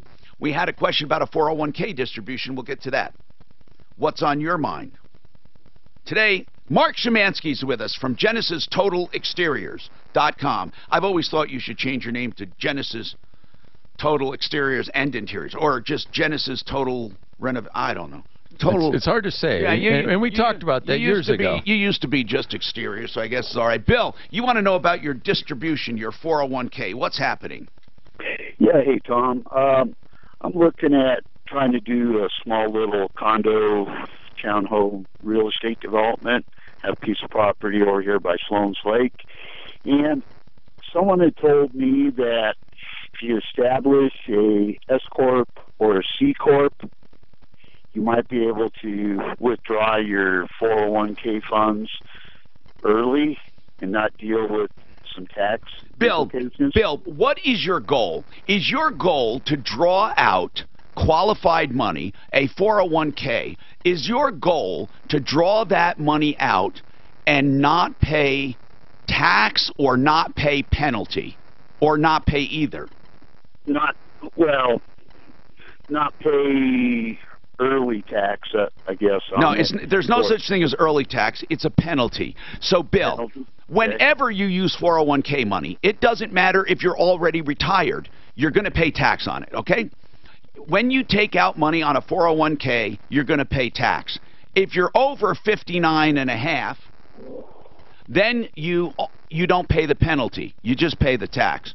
If you're under 59 and a half, you pay the tax plus the penalty. So here's what I'm asking. Are you looking to roll it over into something else, or are you looking to spend the money or to use the money, or just get it out of a 401k and put it in savings? What is your goal? Well, I'm looking to roll it over into the real estate development. Okay. Do you want to use your money for investment? Yes. Okay. Now listen. I actually did this, okay? So I can tell you what I did. I took my 401k and I transferred it into a qualified IRA, okay? Do you know what that's just a qualified IRA. Self-managed. Yeah, self-managed. And the trustee that I went to allows third-party investments, but they can't be, How should I put it? You just got to jump through the hoops. I don't know how else to put it. And they can't be yours, really. They can't be yours. Yeah, I actually ran that one for us, and that was Pensco did it. Yeah. They did all the legwork. So in other words, so many people want to do this. They want to invest in something, and they want to use their 401k because that's really the only money they have saved up where they can really afford to do it. And you are allowed, but first, it's got to come out of a 401k and be transferred into an IRA. Then you have to have a trustee for that IRA that allows these transactions because they're the ones that have to oversee them. Okay, so that's in general. But I have a lot of other questions, so I want to ask Brian Gray with APO Financial. He is with APO Financial on our referral list, and they're safe, conservative investment guys. They're very smart advisors. Brian, this 401k, can you take a chunk of your 401k and put it into an IRA, even if you're still working for the company and contributing? Yeah, generally you could do that if you're over 59 and a half. But if you're under 59 and a half and still working, most plans will not let you transfer to a qualified IRA. Okay, so if you are working still and you still have an active 401k, you can't just parse it out to different IRAs. Yeah, you can only do that if you're over 59 and a half. Now, what if I'm under 59 and a half and I left the job and the 401k is just sitting there? Yep, then you can definitely move it away from the 401k if you're no longer working into an IRA. Okay, so I'm going to ask one thing at a time, Bill. This 401k, is it from an old plan or an active plan? Active. And are you under 59 and a half? I am. Then, according to Brian and everything I know, you can't just transfer it out. Okay. And if you heard making a company and transferring it into a company, you can't do that for sure. I mean, that's a distribution. I mean, Brian, have you ever heard of people forming a company to transfer their retirement money into it? You know, I have not, because anytime you're leaving a 401k under the IRS tax code and leaving it from a tax-deferred tax code, it is considered a distribution and would be 100% taxable as ordinary income. Plus a penalty. Plus the penalty if you're under 59 and a half, correct. So, Bill, the only way to use qualified money is to get it into an IRA that's self-directed with a trustee that allows you to do it, but only if it's an old 401k, no longer active, or you're over 59 and a half. Is that clear? Yes, yeah, absolutely. Just real quick, what about penalty? So I'm 58. Does the penalty lessen the closer you get to 59 and a half? No. Or doesn't? No, okay. And Bill, there's another thing. I know why you said transfer it to another company, because in order to invest, to make it's not yours, that's what your friends are telling you. What they mean is, if this real estate deal is in a company apart from you as an individual, then you can invest in it. That's what they're talking about. It has nothing to do with the taxes and the penalties. It just has to do with once you get an IRA, let's just say, for argument's sake, you have an IRA just sitting there. That trustee, some trustees like Pensco, allow you to do private investments. They look at it, though. Pensco will look at it, man. If it doesn't look like a good deal, they won't do it. Yeah, I mean, if it looks like you're investing in yourself, they won't do it. You can't invest in yourself. You literally have to have an independent entity, and that's why your friends are saying, oh, yeah, you know, just form a company. But here's the deal. In a nutshell, and I think that Brian Gray he'll tell us this. Isn't it hard, Brian? Isn't it hard to get qualified money out without paying penalties? You know, it really is, because there's 4 or 5 that are firm things to do it without it, but especially out of a 401k, it's next to impossible to do without any penalties. But how long can you borrow from it, Brian? With a 401k, generally you can borrow it because you borrow it and you pay it back while you're still working. So each paycheck you'd be putting money back in. But if you keep that loan out too long, they call it income. They would call it income, correct. And they penalize you. Now, after you're 59 and a half, you have way more leeway on taking the money out, but you still pay tax on it. Yes. Okay, that is correct, and also with loans there are restrictions for what you can borrow the money for. Okay, hold on one second, Josh. Simplify this. You're saying what you heard was wrong. What part did you hear that was wrong? This is a caller. Josh, go ahead. That you can't roll over 401k money to start a company tax-free.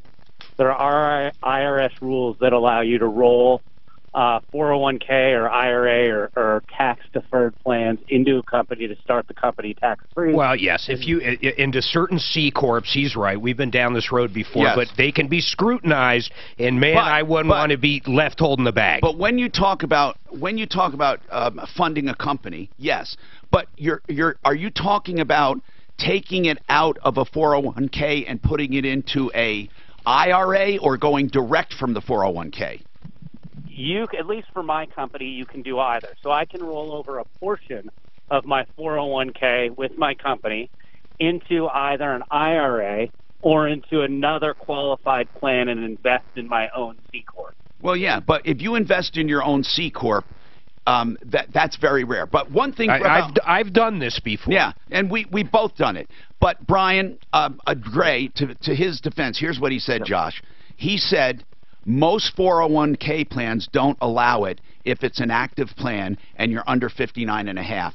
So there are very few that allow you to take money out while you're still under 59 and a half and to roll it over into another plan. So you're telling me your plan is written so you can take your 401k money and you can take a partial distribution, not a distribution, excuse me, you can roll it over into a private investment. Exactly. Okay. Up to, I think, 30%. Okay. And that private investment can be directly owned by you? Well, it's a C actually Corp. owned by it's a C Corp, so it's owned by the 401k. Yeah, You're a stockholder. But that's Yeah, exactly you're a stockholder. but that's exactly what we talked about, Josh. We've all done that, okay? But what we were saying is the only difference between what you're saying and what we're saying is we first had to transfer it into an IRA to do that, a self-directed IRA. The only difference here is you're saying that your 401k company allows you to do it. There are very few 401k companies that allow people to do that. And here's the other deal. How much do you spend a year for that? Brian, 95. And we went down a bunny hole that's really not necessary. I'm asking Brian, how many 401ks do you know that allow that? It would be a very small percentage because it has to be written in the original plan. In the original plan. Correct. And as Mark brought up, it's very expensive to do it. The management fees can be astronomical. So I just want to make sure we're not giving the wrong information. Everything is dictated, correct me if I'm wrong, by the 401k plan, right? Brian? Correct. Okay. Correct, yes. The plan documents allow for it, then it's allowed. If the plan documents do not allow for it, then it's not allowed. Then you have to transfer it to something else. And most of the time, you're not allowed to transfer stuff out of a 401k into an IRA if you're still actively participating in that 401k. If you leave that job and you have a pile of money sitting there, you can roll it over most of the time, well, all of the time that I know, before 59 and a half. But if you want to do it after 59 and a half, you're welcome to do it as well. And then, Brian, how closely do they scrutinize these private investments you make with retirement money?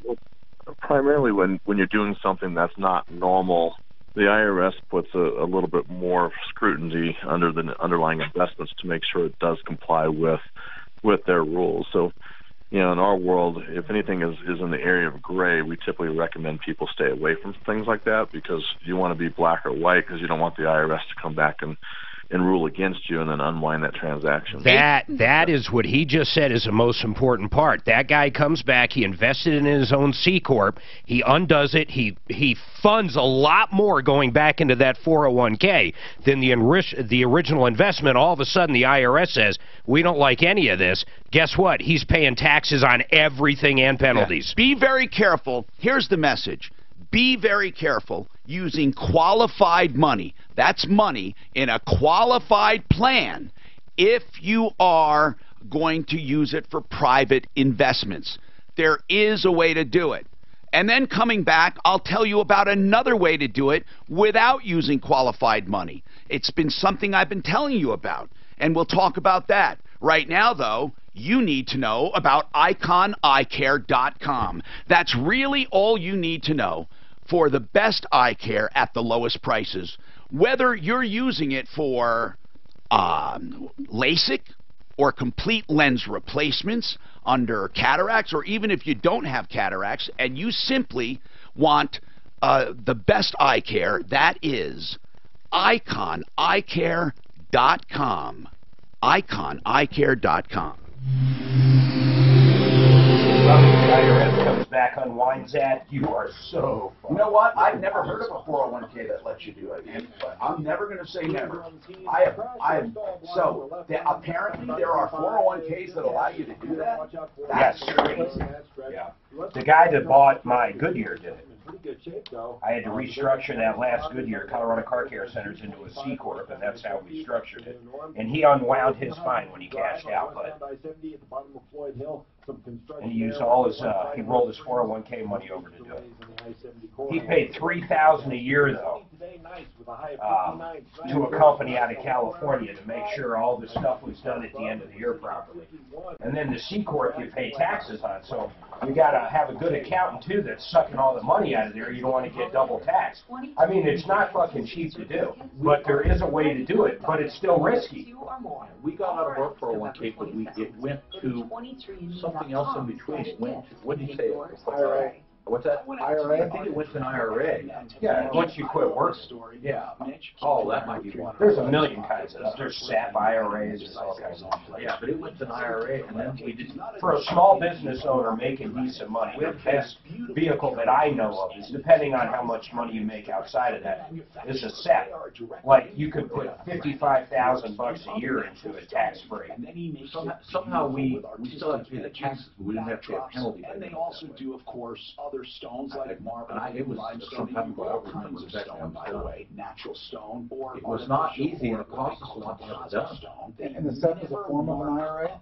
The stone ever. A SEP is an IRA for an individual, a business owner, like an S Corp or a LLC. Yeah, I remember the word SEP. But you can't put in, I know what you're thinking. You got to put in proportionally. If you only make $55,000, you can't put $55,000 in from your savings to do it. But if you're making, I think, $250,000, you can put the full $55,000 in. Another big cost. That's where they screw you, because that's what I thought years ago. I said, you know what I'll do? I've got these three companies. I'll pull money. I'll pull money out of the companies, even though I'm not making a lot in them. I'll put everything in them, but it's only proportionate. The other big cost in that, we had to use Price Waterhouse. Because then you would do it paying taxes on fucking any income. I can't remember what Price Waterhouse charged us. Yeah, SEP. Just put SEP. It almost wasn't I would Google SEP contributions yearly. Contribution schedule, maybe. Oh, Mark. Maybe I think. But like, I can't even do. I've got a few Roths out there. I can't even put money into anymore. 25%. Yeah. Up to 55,000. 55,000 for 2018. Yeah. Mark, maybe I. See, hold on a second. I gotta pull money out because SEP is actually for that company. So I've got numerous companies. The company that has a SEP, I think I did Major Radio. Okay, so I overfunded it. I couldn't put as much in as I did, so I have to pull out and then put it in different shit. It's crazy. Total compensation. That's after all your expenses. It's compensation. That's 720-893-5555. It would switch the IRA and borrow. So what would that be though? 200,000, then you could put in the full amount, 210. Which is pretty damn. 400. Which is pretty damn. You said 55,000, right? Yeah, you said 25%. Oh, you're right. 200. So think about that though. You know, a small company that's making that, the owner could sock away $55,000 and not pay taxes. What's that? For what? Until you take it out. SEP. Yeah, to the end. Right. But you have, can't you only have one SEP? You can have one per company. Are you sure? I'm pretty damn sure, yeah. I don't know why you couldn't. I don't know. Why not? I don't. But I don't know. Why am I not doing it? I would have every one of my companies. I have no idea. I'd have more than $200,000 put away. I have no idea why. I Well, don't know. we should do it. I don't know. I don't know, for example, I don't know if you have a qualified pension plan, for example, you can also have a SEP under the same company. I don't know the answer. No, but I don't know if you can or not. But I'm saying that why not under one of our companies have a SEP? Oh, I know we can do that. Why don't I then? I don't need the money. I want to have it in a SEP. Hi, Tom Martino here, 303-713-TALK. Joe Lazzara is a criminal defense attorney. Listen, all of you people who will be celebrating holidays from here till the end of the year and beyond, you need Joe's number, because I know no matter what I say, you're going to try to tempt fate, and you're going to try to drive and calculate how much alcohol you can have before being drunk.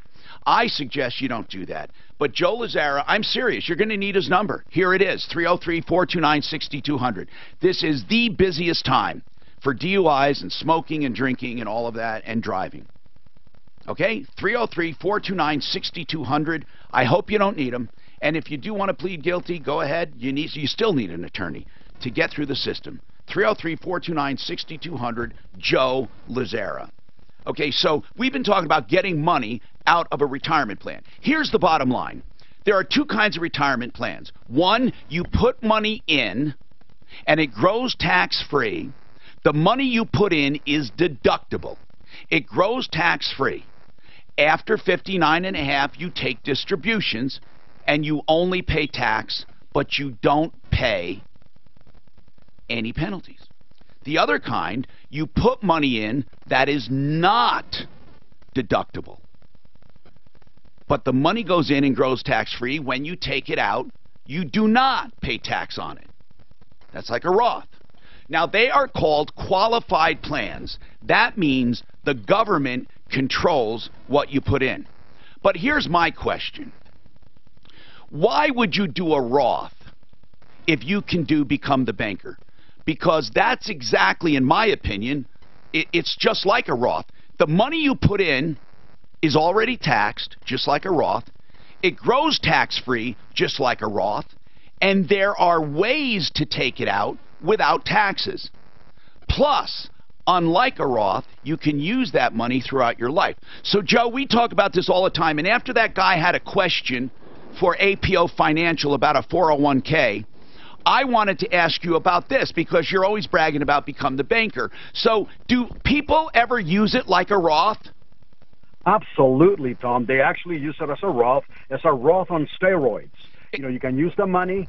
There's absolutely no penalties and no tax when you take it out. It's totally tax-free and guaranteed. So a guaranteed 4% return. There's a dividend of 1% that's not guaranteed, but they've been paying it for as many years as you've been in the business. And so, you're making 5%, and then on top of that, you get to add money to it through your life.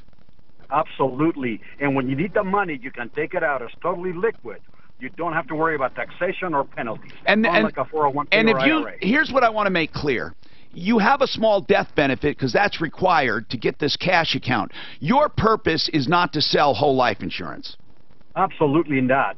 You see, the government allows us to actually overfund a life insurance policy for the benefit of building wealth. Okay, so here's a question someone had. If I overfund this sucker a whole bunch of money, is there a possibility I can die and my estate does not get all of the money? No, the death benefit is absolutely guaranteed.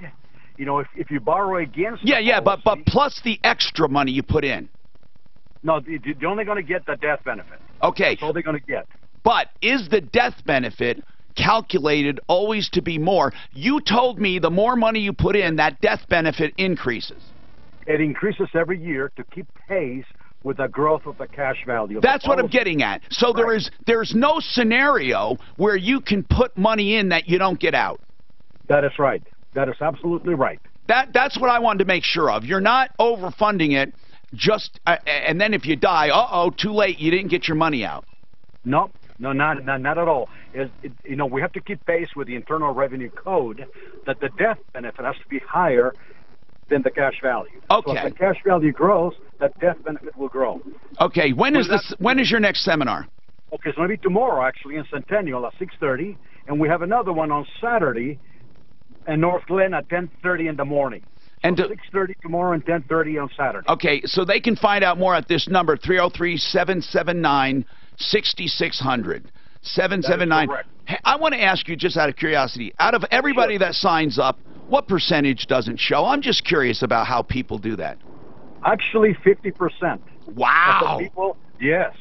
50% of, and we've been keeping the record. Can you believe that 50% don't 50%, show?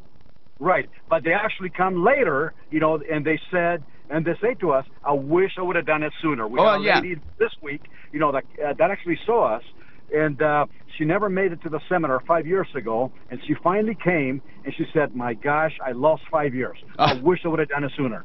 Thanks, Joe. 303-779-6600. That's weird, man. That is really weird. Okay, now, Ron said he wants to talk about a credit check. Go ahead, Ron. Hi, Tom. How are you today? Good. What's happening? Well, I received a letter from Chase Bank, and it says that we're sorry that we can't approve your Visa card request because your security is frozen. Well, I froze my credit reports a couple of years ago. Yes. And I've never requested an Amazon Visa card. Well, that's what then the credit freeze is working. It absolutely is working, which is great. But my concern is who has my information in order to even make the request. Yeah, I mean, it could be anyone, man. It could be anyone. But your credit freeze did exactly what it was supposed to do. Correct. I mean, that's great. This is a great testimony to that. Now, has a credit freeze ever hurt you? No, I've gone to get credit before, and I just call and I go through a process and unfreeze it. You can do it for like 3 days, unfreeze it. Is there a $5 charge to freeze and unfreeze? It's $5 for one.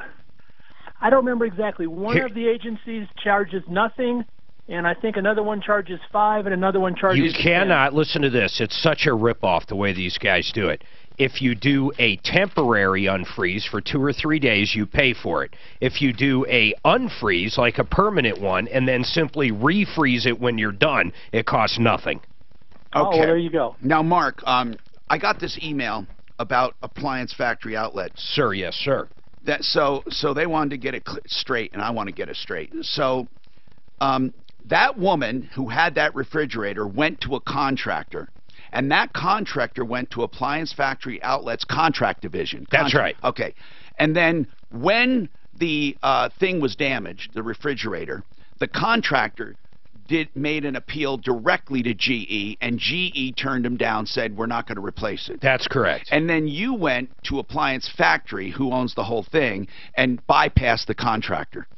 Yep, and they reached out to GE. You know, they're huge. They got 50 stores. They reached out. So GE honored it then and replaced the entire thing. GE said, we're on top of it, and they're giving her a brand new Viking. So they wanted to, that was the email.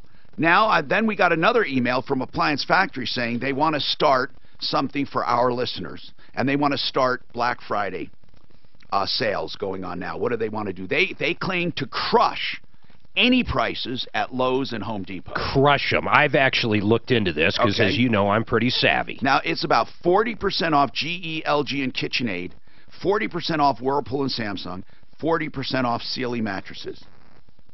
And they guarantee that if you buy from them, you will not find anything cheaper on Black Friday. What does that mean? Like they'll refund the difference? We guarantee you will not find these prices lower on Black Friday. Wow. Get Black Friday prices now. I don't know. You'd have to ask them. So maybe tomorrow we'll ask them. I don't have time right now. But Appliance Factory Outlet, and you'll find them at Appliance Factory. It's at ApplianceFactory.com. ApplianceFactory.com. It's that easy, and they have like 50 stores. ApplianceFactory.com. Yeah. Okay. And how do you get away with being savvy and I'm cheap? 19 stores I was on. Oh. Thank you for telling me that now. I sound like an idiot. I said it first. I said they got, well, see, I said like 50 stores. 19 is very like 50. We'll correct it. Every hour, weekdays 4 a.m. to 8 p.m. Thank you, Bubba, for giving us nowhere else to go. Yes, you've got 16 chances a day to win $1,000. All you have to do is listen for the text at 5 past the hour. Do you think people are going to be shocked when they start taking their qualified money and the taxes are not as low as they think they're going to be? Because we all are brainwashed to believe when we get older the tax rates are going to be lower. Jeez, I've never thought that. I've never seen I've never seen anything on the ballot going, hey, should we lower your taxes in Douglas County? What I mean is that we're going to be in lower tax brackets. Most people will be in a lower tax bracket when they start pulling out of their retirement.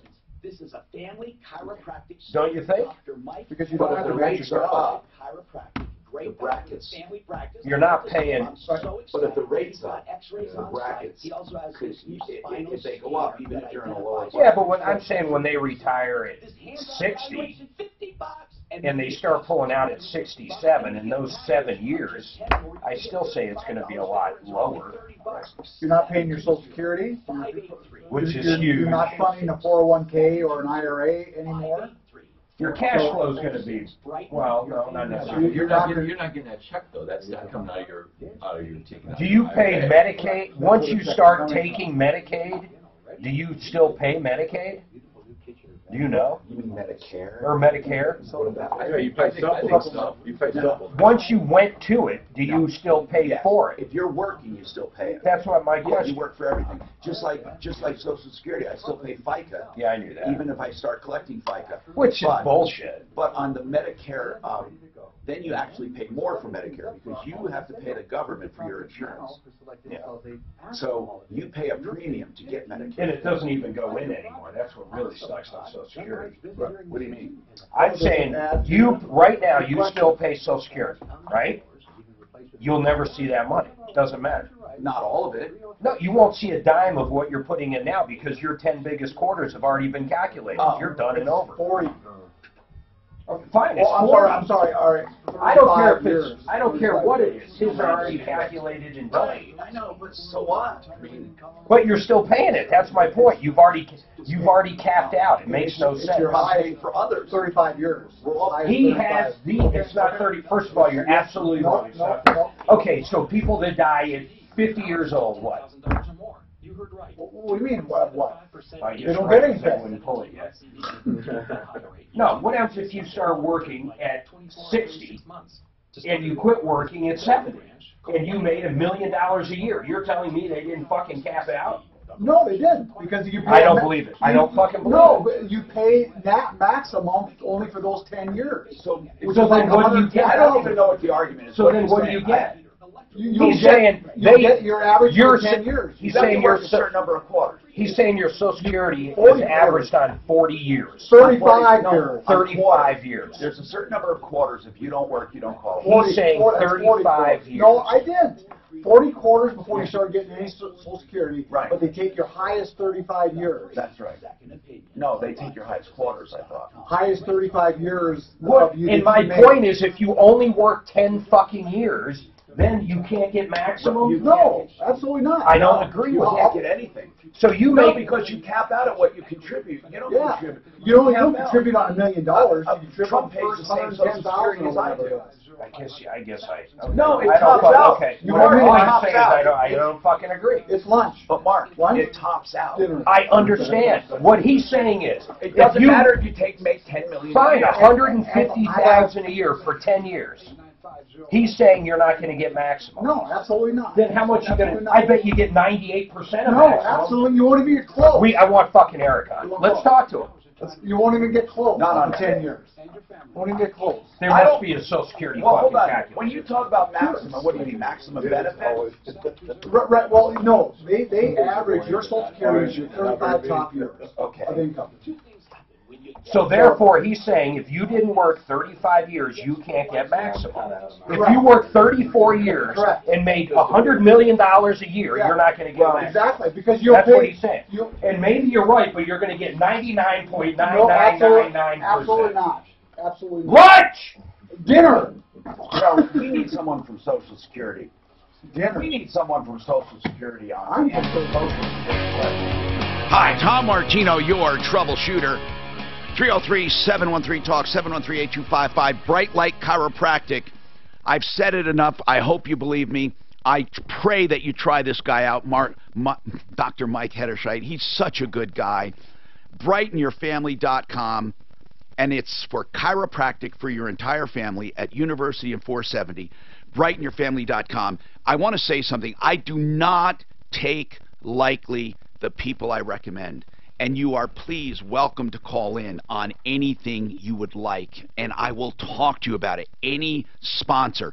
Try doing that on Channel 9. Try that, okay, on Colorado and Company, or on Colorado's Best on Fox, or anywhere. Try calling while they're on the air saying, may I talk about one of your sponsors? May I ask you questions? May I disagree with you? Hey, Kyle, what's going on with you, Kyle? Welcome. Kyle? Okay. I don't hear Kyle, so I got to keep going. Tom, I can tell you, he used Genesis Total Exterior for his commercial roof and loved him. Oh, that cool. was the guy with the Commerce City Police. Oh, cool. That's great. I'm sorry. hold. I'm sorry, Kyle. Gene, what's going on, Gene? Hi, Tom. My brother Steve Alley told me to give you a call on this issue I've got. I love Steve. What is he doing? He moved to Florida, Tom. You know, Steve Alley used to be a mortgage broker that I endorsed many years ago. And he's a good guy. He was a broker, an independent broker. And I forget the name of his, years ago. Anyway. American Mortgage Corporation. Years ago. And then he got into, oddly enough, promoting MMA fights. Yeah, he sold that and he moved to Florida, and him and his wife and kids are just happy as all get out. He's got a 21-foot boat and just enjoying life. Wait, he retired, that son of a... He retired? Well, he's still doing some mortgage things down there, but he just wanted to go there, and I'm going to go see him in January. How old is he? I'm sorry? How old is he? We're going to meet in Las Vegas in February for birthday. For what birthday? Hey, you know what? They must be blocking it electronically. Every time he says the age, he gets blocked out. Just say the age right now. How old is he? 60. Oh, okay. Not a big... Hey, Gene, listen. You are calling me about an auto repair issue. What happened? Well, I have a little 96 Chevy pickup. It's a good little truck. And I had some issues with the dash lights were flashing on and off, and it was missing. And I said, boy, this is something kind of serious. Now, I'm old school. I could fix things back in the old days. Well, you should have gone to Lakewood Auto Electrics, but... Yeah, well, I looked it up on YouTube, and they said it could have been the onboard computer. I said, okay, well, I couldn't drive it very much, so I called somebody off of Craigslist. I checked a whole bunch of them Gene, out. what are you kidding me? You went to Craigslist to find an auto... Well, I've had brakes done and starters and really not had a problem, and I feel for some of those guys, you know, they're just out trying to make a few dollars. All right. But the thing is, I couldn't drive it. It wouldn't go, and I said, you know, so I had this guy come out, and he hooked this computer up, the thing underneath the dash, and said, okay, well, we got about 10 problems here, and it looked like kind of like an oscilloscope. And he said, well, what you need to do is flash your computer and reset it. And I had checked with an auto shop, and they said it'd run about $250, $275. I said, how much are you going to charge me? He said, $350. I said, I can't do that. I can do... All right, so without going through the whole thing, just get to the part where he did it and screwed you. Yeah, he did it, and I took off, and it ran good. And that afternoon, it did the exact same thing, and it ended up dying about a quarter mile from the shop I was going to take it to. Ended up towing it to the shop, and it was the alternator. How much did you pay this guy on Craigslist? $320. And it did nothing. And the guy, then the shop fixed the alternator for how much? $303. Ah, that's terrible. So what are you trying to do? Find the guy on Craigslist? I got his phone number. I called him numerous times, and he says use 4-letter words, you know, quit bleeping. Wait. Did you pay him by credit card? Cash. Yeah. Hey, man, I don't know what to say. I don't think there's too many Craigslist mechanics that take credit cards. Yeah, and I'm not sure what we can do for you. I'm serious. I mean, I feel bad for you, man, but well, you think we can find this guy? Find the guy? Well, hell. How can I? I mean, you can't. I mean, but finding him for what? To kick his ass? I mean, what are you going to do if you find him? Take him to small claims court. Oh, okay, to serve him. Yep. If you have a cell phone number, we have private investigators that can find his address. I do. Okay. I mean, you can hire one of those guys. What's that? He even gave me a business card. You know, does the business card have any location on it? None. None Okay. whatsoever. You can put his name out here and see if anyone knows him. Okay. And they'll contact us, and we'll contact you. What's his name? J-A-Y. And his last name? Don't know. Oh, my God. Well, that's not helpful. Come on, man. This is a joke, isn't it? Somebody put you up to this. You call a guy on Craigslist. You call a guy on Craigslist. You only have his first name, and you want to find him for small claims. I want to see this business card with just a first name. I mean, C-A-R doc, where quality becomes the standard. Yeah, right. Listen, man. Gene, I can't help you, man. I can't, bro. Can't help you. I just can't. You can't even do a small claim. You don't even have his full name. I'm sorry. Well, you know, this. I want people to listen, though. I want people to listen. Alan, what's going on with you, man? Alan? Yeah, it's Alan. What's happening? Hey, I heard all about your BioT. Followed you guys quite a while.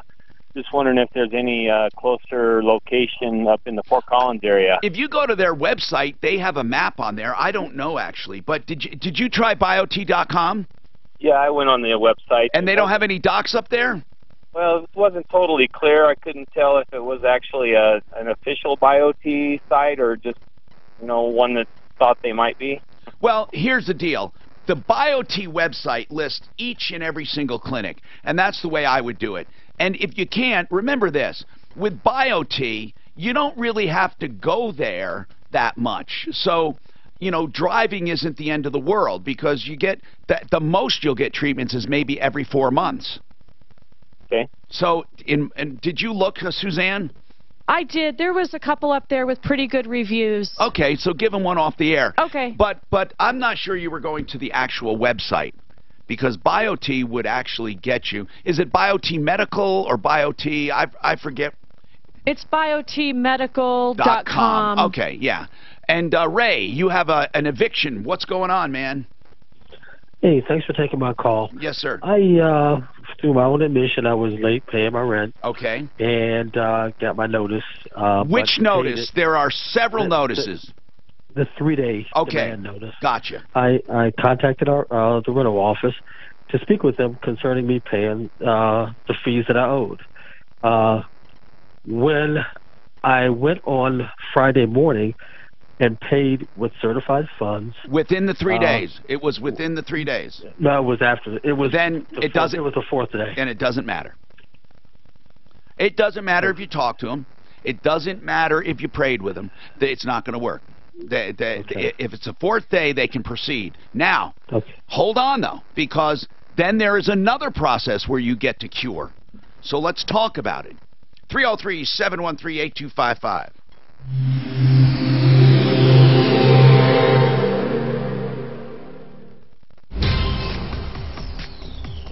This report is sponsored by 23andMe. Let's start off with the good news. That earlier stall southbound I-25 near 23rd, that's been cleared off the highway. All lanes have reopened. Got a brand new crash, though. This is on the westbound side of I-70, just west of the I-25 interchange. It's actually at the end of that long ramp getting on there and the ramp to Pecos, and that whole interchange is kind of goofy. Watch out for police on the scene. Westbound I-70 backed up to Washington at this time. Once you get past the crash, you should be in good shape. The weather forecast is going to be sunny today with a high near 59. Tonight, clear overnight with a low of 35. Tomorrow, much the same as today. Sunny, a high near 58. Right now, a few clouds and 51. With your traffic and weather, I'm Pete Wagner, 630 KHOW. Now through this Thanksgiving holiday, 23andMe Ancestry Service Kits are only $49 when you buy 2 or more. Offer ends November 22nd. Go to 23andme.com/gift and get yours today. Ideal Home Loans has a better plan. They can help you with debt consolidation, but get it over with quickly. We worked with a customer recently who called. They wanted to consolidate their bills. We were able to do that. They were saving a grand total of $1,100 a month. We showed them how to take $600 of that $1,100, apply it back towards their new mortgage. They are going to be completely debt-free, mortgage and all, in just over 12 years. Ideal Home Loans has a program to fit you. They don't just... Okay, thanks. Enough yelling. Do we want an update on why Mark was wrong in Social Security? Without renting out a new one, Suzanne, do you have a... It is. It's the top 35 years. That's what it is. Much ado about nothing, right? Right, it is. Yeah. I don't know if they misunderstood or They what. did. Sequence doesn't matter. It's just your top 35. Top 35. Right. Because you max out. So if you have 35 max out, that's the most you can get. What do you make a year to max out? How much you have to make? It varies every year. Like 35 years ago, it might have been. Well, let's put it this way: over 125,000, it doesn't matter what the fuck you make. Right. You don't pay anymore. It might be this. Was it over 125 or was it over 115? It might be. It goes up every year with inflation. The most you can get per month in Social Security is like $3 grand. And that's must be maxing out for 35 years. That's what I'm going to get. Did you max out for 35 years? I paid the maximum for 35 years. Okay. What did you need? I'm sorry, I was on the phone with that Allen guy about BioT. Okay, what was it? Jesse said you're needing a list or something. Oh, look, you have a new list without printing one? Just get it to me, because I scribble too much. Oh, you scribble too much. I don't really need it. Don't you have a copy of it? Of what? Of the standard sheet? I have, but he needs it. No, of which sheet? Don't you get the same copy as he gets, but you don't scribble on yours? Mark's got it here. This one here with all the could you trade? No. Oh, okay. I need to make We're 2/3 of the way through 2018. That means many So I just wrote a phone number on it. I hope that's okay. Just a little scribble. My own little scribble. I just want to make sure I have everything right. And this is getting messy. I want to be able to look at it quickly. The answer is no, and I bet it is. Please get in touch with Get Found Fast today so they can help your business have a more successful 2019. Learn more at getfoundfast.com. That's getfoundfast.com. Get found fast, getfoundfast.com. My number 2 does not look like a number 2. I don't know. Do you get super busy in the furnace? Really? Staying busy, yeah. This is kind of a lull time of year. And all the roof replacements are kind of changing people's financial. Oh, okay. We're staying busy. All the hail damage, people are spending money on their deductibles, and if their system's running, they're putting it off. So we're not as busy as we were last year, but we're staying steady. Staying steady. Even if you don't know what EPI is. This little cold snap. Those help. That helps. That helps, absolutely. Absolutely. Yeah, if the temperature drops, we do 13, 14 hours a day. Really? Yeah. It's amazing. Do their furnaces just go out, or they're just not using it? Both, yeah. And they run repeatedly, you get into more problems, the more they run. Especially with the new units that aren't serviced. The parameters are so tight. The old units, they could operate like this. With the new ones, have a fail-safe like this. Maybe they know it's like the high efficiency. Yeah, they're so controlled. It's an electronic machine. It's not just a furnace anymore. It can be quite complicated. That vacuum sensor in those? Yeah, pressure switches. They're sensitive. If you get water in the line or anything else, then it'll cause an issue. They're not high altitude either. Yeah. Hi, Tom Martino here, 303-713-TALK, 713-8255. Budget A1 transmission on auto repair. There was a guy, Crazy Eddie, in New York that did commercials, and he would say, absolutely crazy. That's what they are at Budget A1. He is going to tear down your transmission and diagnose your transmission problem free. Not just ride around, tear it down. He will do it free. And if you decide not to get it fixed, it's still free. If you decide to take it somewhere else, it's still free. You need to call for details. It's unbelievable if you're looking for transmission repair, and they do all transmission repairs in-house. And if you already have an estimate, he'll beat it by 10% or $250, whichever is more. Budget A1 transmission and auto repair, 303-781-9858, 781-9858. All right, so Ray got an eviction notice, he said, and he didn't pay, but he went on the 4th day to pay. Did they refuse your payment, Ray? No, they actually accepted my payment. Okay. And I had worked with the leasing office, and they were in agreement with it. Well, hold on. Wait. What does this mean? I worked with the office, and they were in agreement with it. What does that mean? That I would be in on that Friday morning to pay them the certified fine. Okay. Now, they collected your money, which they're allowed to do, but you had a 3-day notice, which you failed to meet. So then, let me guess, the next step would then be serving you for a hearing. Yes, I was served for a hearing, correct. Okay. Did you show up at the hearing?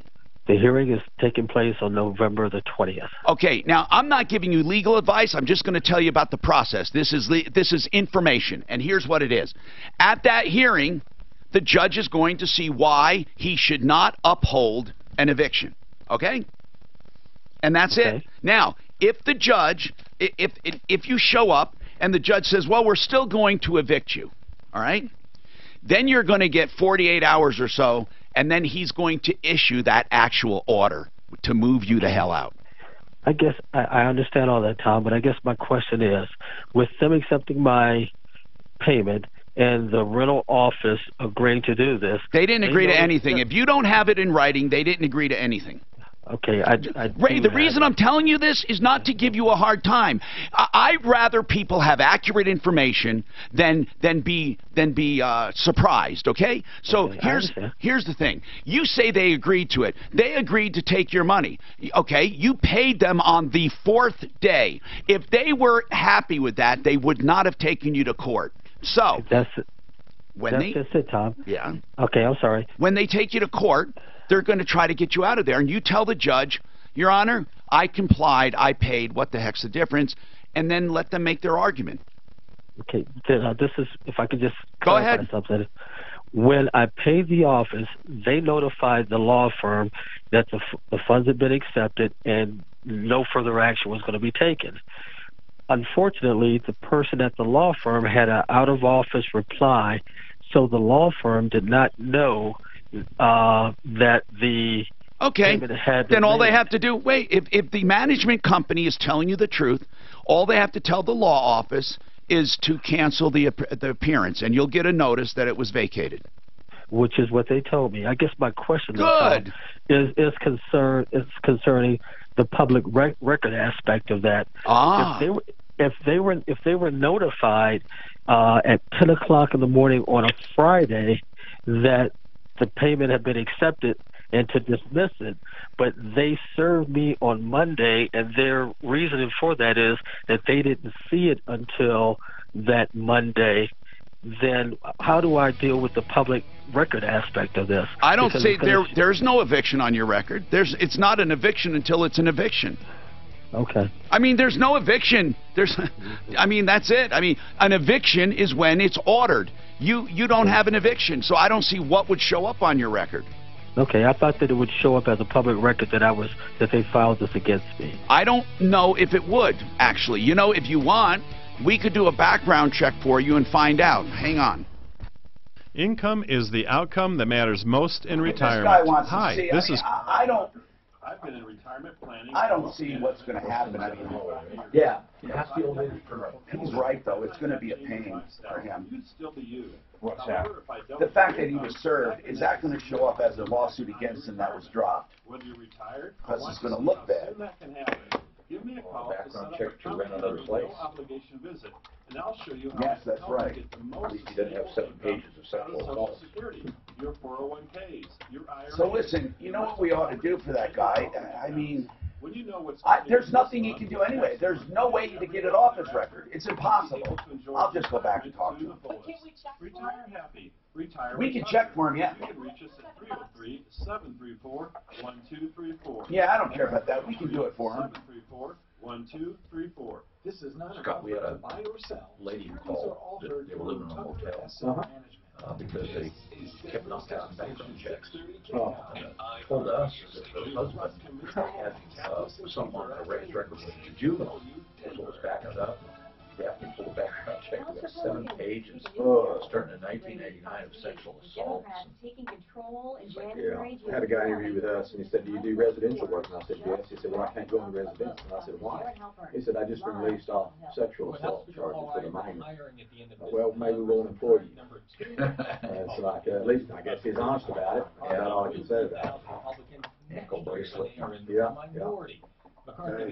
I need to do sandwiches here. We got a lot. You just didn't realize that was a commercial, did you?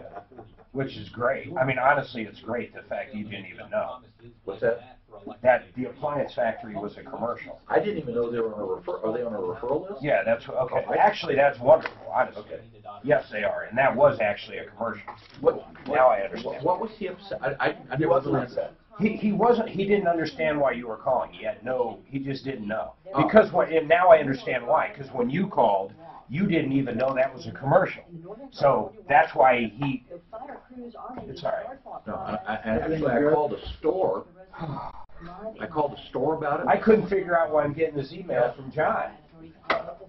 Now, did you check the Social Security? And then as I'm literally going to call him, you mention him, and I'm like, what are the chances of this? Well, and I called the store, and the store just transferred me to Jason, not John. What did you ask the store? I asked the store, I said, what are the details of your Black Friday sale? Okay. I don't know. I'll transfer you to corporate. We don't even want the details. That's too much. No, we don't want any of it. I told him, I said, listen, he knows we don't read scripts. I said, we just don't do it. It works, so why do we do it? Yeah. You won't find prices lower on Black Friday.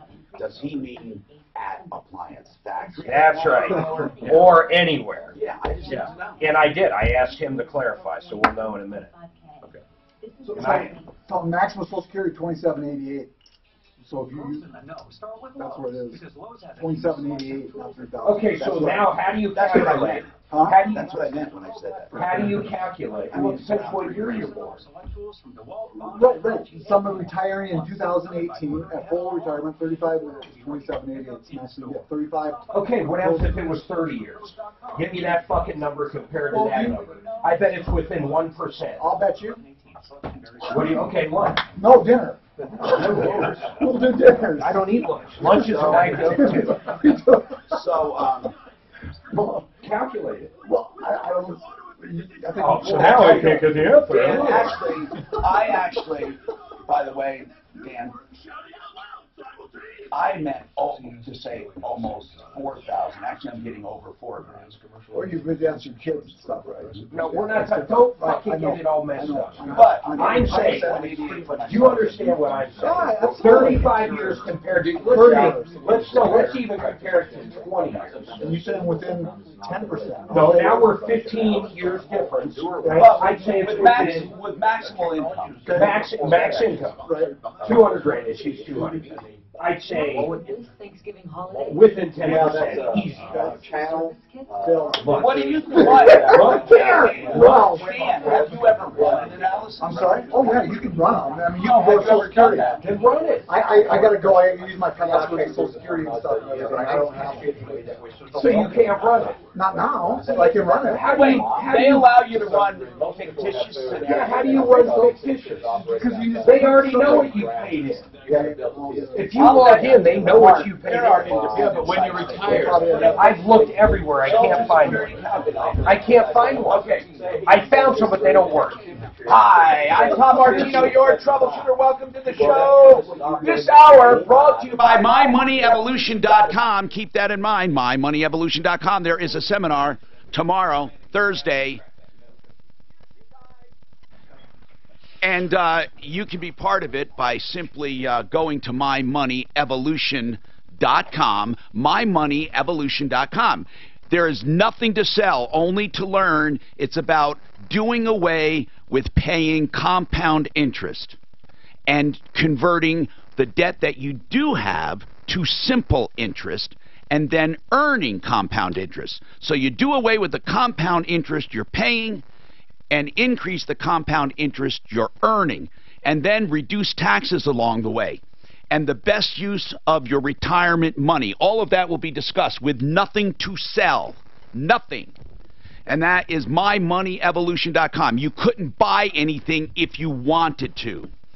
And we'll be there tomorrow night. So, Let's talk. We got a lot going on. I'm going to get right to the phones. Mark Szymanski's with me from Genesis Total Exteriors. I got a couple emails from about that, and then he wants to talk about siding. Do you have a special on that siding, or did you? Yeah, we have an upgraded with an upgraded part of the siding. Yes. Well, what does that mean? Well, so the siding it's called LP Smart Side, and then there's a company called Wausau that does a diamond coat on it, and they also do upgrades to the siding, which is called Stiff Stack, and so it's a membrane that goes in the back, not a membrane, but a filament that goes in the back that makes the siding more stiff, stronger, and easier to install, and so it's a free upgrade to that product.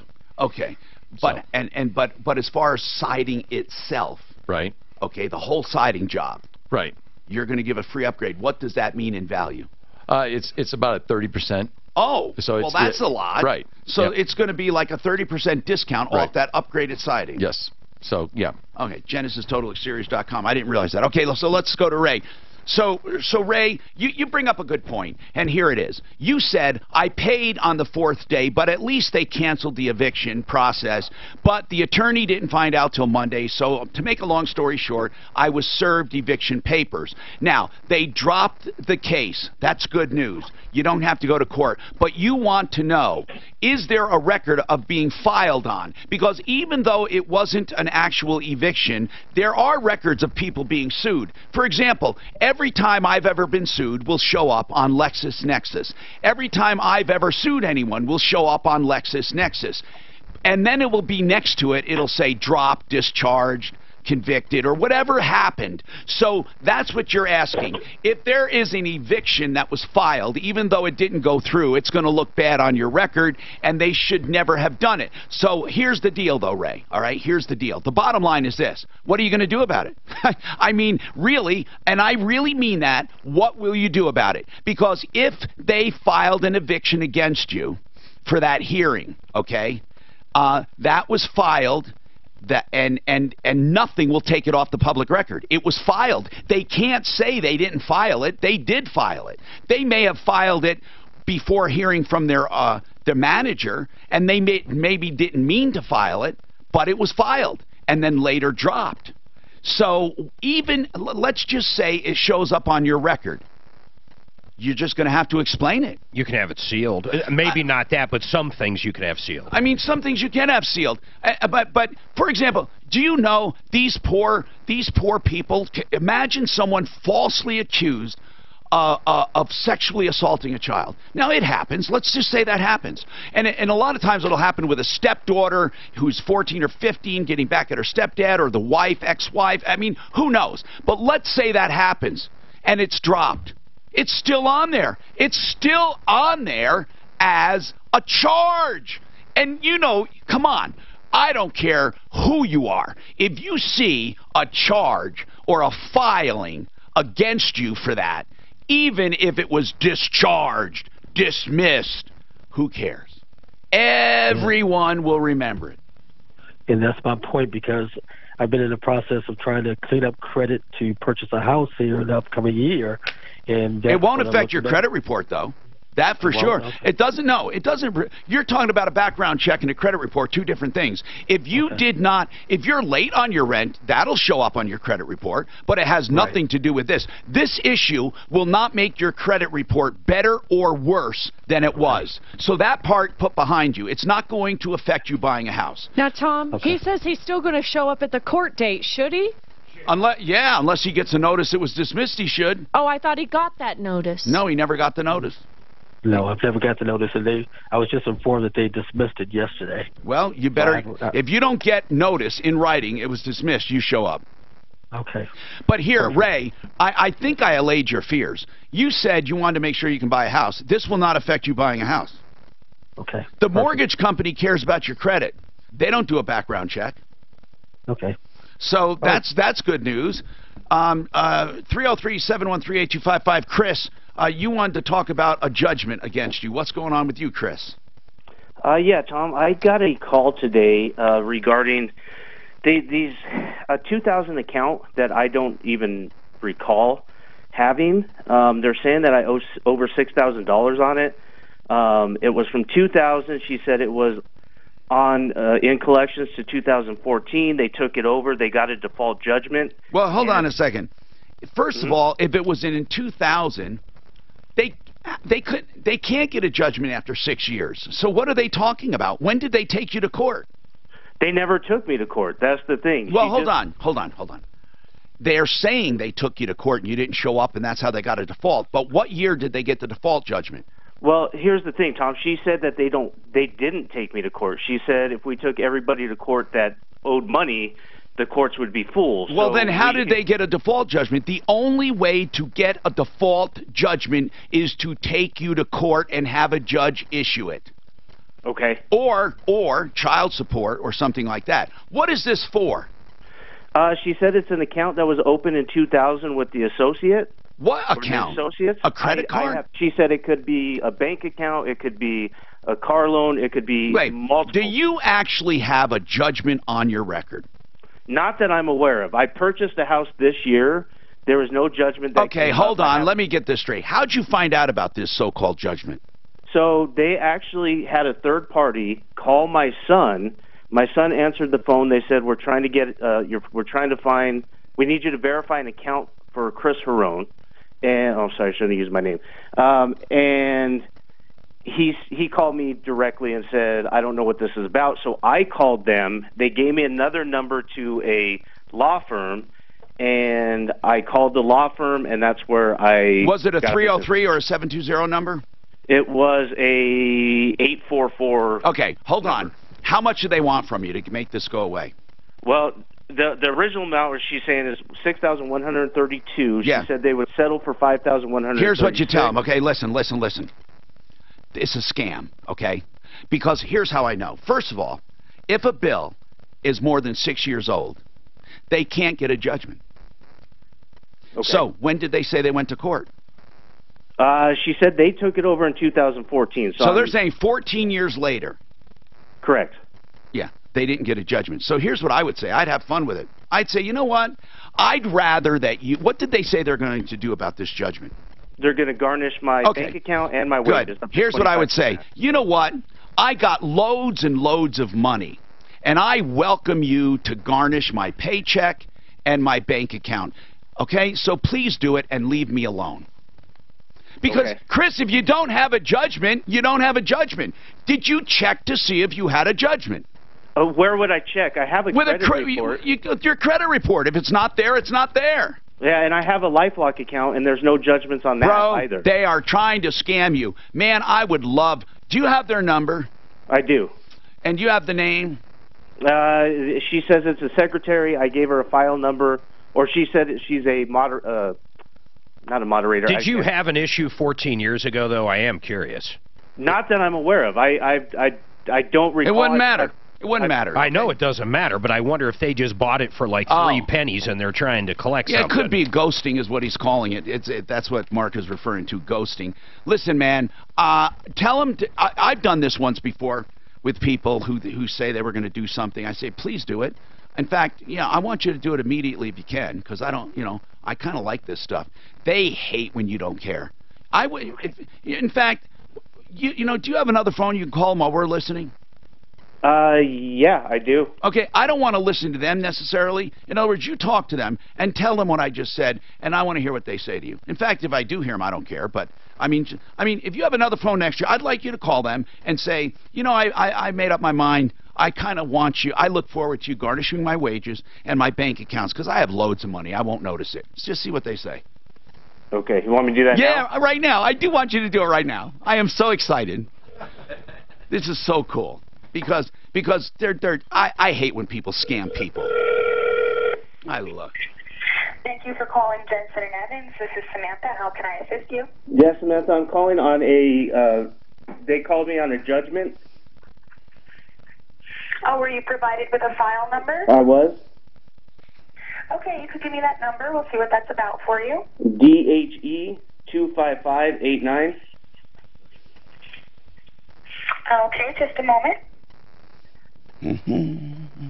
Okay, so Chris was told he had a judgment from 18 years ago now, and they want him to pay on it. They said... The agent that you were working with was Joy. Would you mind holding for just one moment? I'm going to go ahead and see if she's available to speak with you, okay? Sure. Now listen, Chris, Chris? Yes. Be kind. Just say, hey, the more I thought about this, I'm really looking forward to you garnishing my wages or my bank account because I have lots of money, and I also am an amateur lawyer and I like fighting these things, so please take me to court too. Okay. Just see what she says and then just play along. But always be polite, because remember, we're on the radio. You can't, like... Yeah, I was pretty upset this morning when they called me originally. Yeah, and you already... Now, I'm taking you at your word that you checked your credit report, you checked your LifeLock, and you have no judgments. Correct. Okay. Like I said, I purchased a house this year. No, you don't have any. I'm relatively sure this is a scam, or they have the wrong guy. I mean, that could be too. I mean, but so what if they have the wrong guy? Let them go after you. It doesn't matter. They can't. You know, listen. In the end, justice really does work out. The time it doesn't is when people lie. You know, and they really are scammers. But you don't sound like one of those. Come on, man. I'm wondering where this person is. But while we're waiting, and then I just want to talk to GenesisTotalExteriors.com. Okay, so how much does this siding cost compared to like Hardy Board or something? So it's less than Hardy Board. Oh, it is? Yeah, it's much less than Hardy Board. And then it's more than vinyl. Vinyl is your least cost siding product. And does it hold up under weather? Oh, it's got a 50-year warranty and a 30-year no-fade guarantee or problems with the paint. Cool. Excellent. I mean, you know, really, you think, 30 years, you know this is probably going to last about 40. You're not going to have to paint your house ever again in your life. Wow. GenesisTotalExteriors.com. Hold on. Hey, Chris, I'm going to have this guy come up, and then Bill may have some information on this. Bill, what do you know about these kinds of calls, Bill? Well, you know, Tom, I'm an old school collector, and all that guy, I think all this guy is dealing with is an overzealous collector. Yeah, of course. And they're shotgunning. They're using similar names. Same last names and blah blah, and that first person that contacted his son was a skip tracer, and that's a legitimate end of the business. The deal is that the only power they have over the guy is his fear that this is actually true. And if they trick him into paying, it becomes new again. Well, not only that, but the thing is that they're breaking the law to get him to be this afraid. They haven't verified the debt. They haven't done any of the validation steps to get him to pay.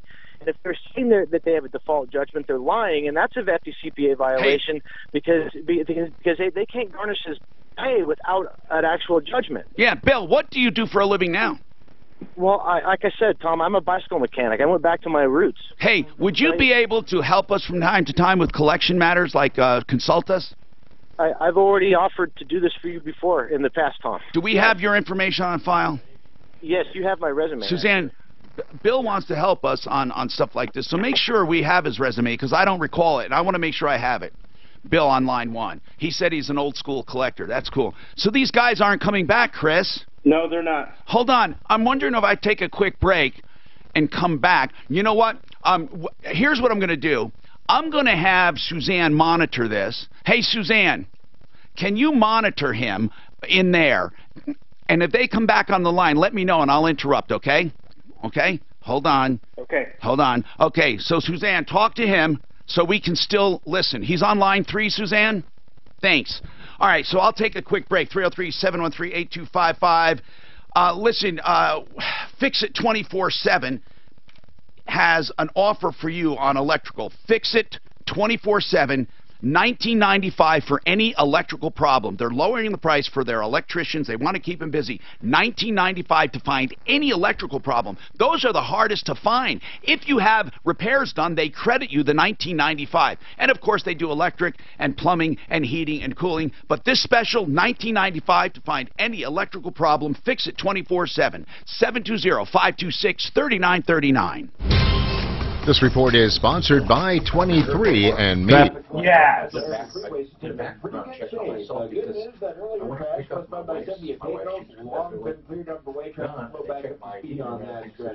delays on the southbound side of 225 south of Smith Road could be a possible wreck along that stretch. And same bit of stop no traffic there on the northbound 225 ramp westbound I-70. That's kind of the new norm. Rest of the highway drive in fairly decent shape. There's not a forecast out there. You got to go ahead. Dude, I've looked at every calculator. None of them can do what we're trying to do. What is on your back? What we need is one where you can say, I started work here, I finished work here, and here's how much I made. No, but from that record, I can't give I tried to see my record. Dude, I know you're right by a little bit. You're not right by 10%. Think Are they there? You work 20 years, you paid the maximum. Okay, how about if you work 50 years? There's no fucking difference. All right, let's talk about Fuller Law. John Fuller, auto accident experts at the Fuller Law Firm. That's John Fuller. You look him up at personalinjuryco.com. The first thing people need when they get into an accident and there are injuries, where do they go? What do they do? How do they get help? John Fuller can do it. 303-597-4500. Nights and weekends, call him. Leave a message. He'll get back to you. He'll tell you the truth about your case. He'll tell you if it's collectible and what he thinks it's worth, and he'll help you pursue the damages you have coming. John Fuller, 303-597-4500. It's personalinjuryco.com. It's the new Capless and Kafer Show. Afternoons 4 to 7.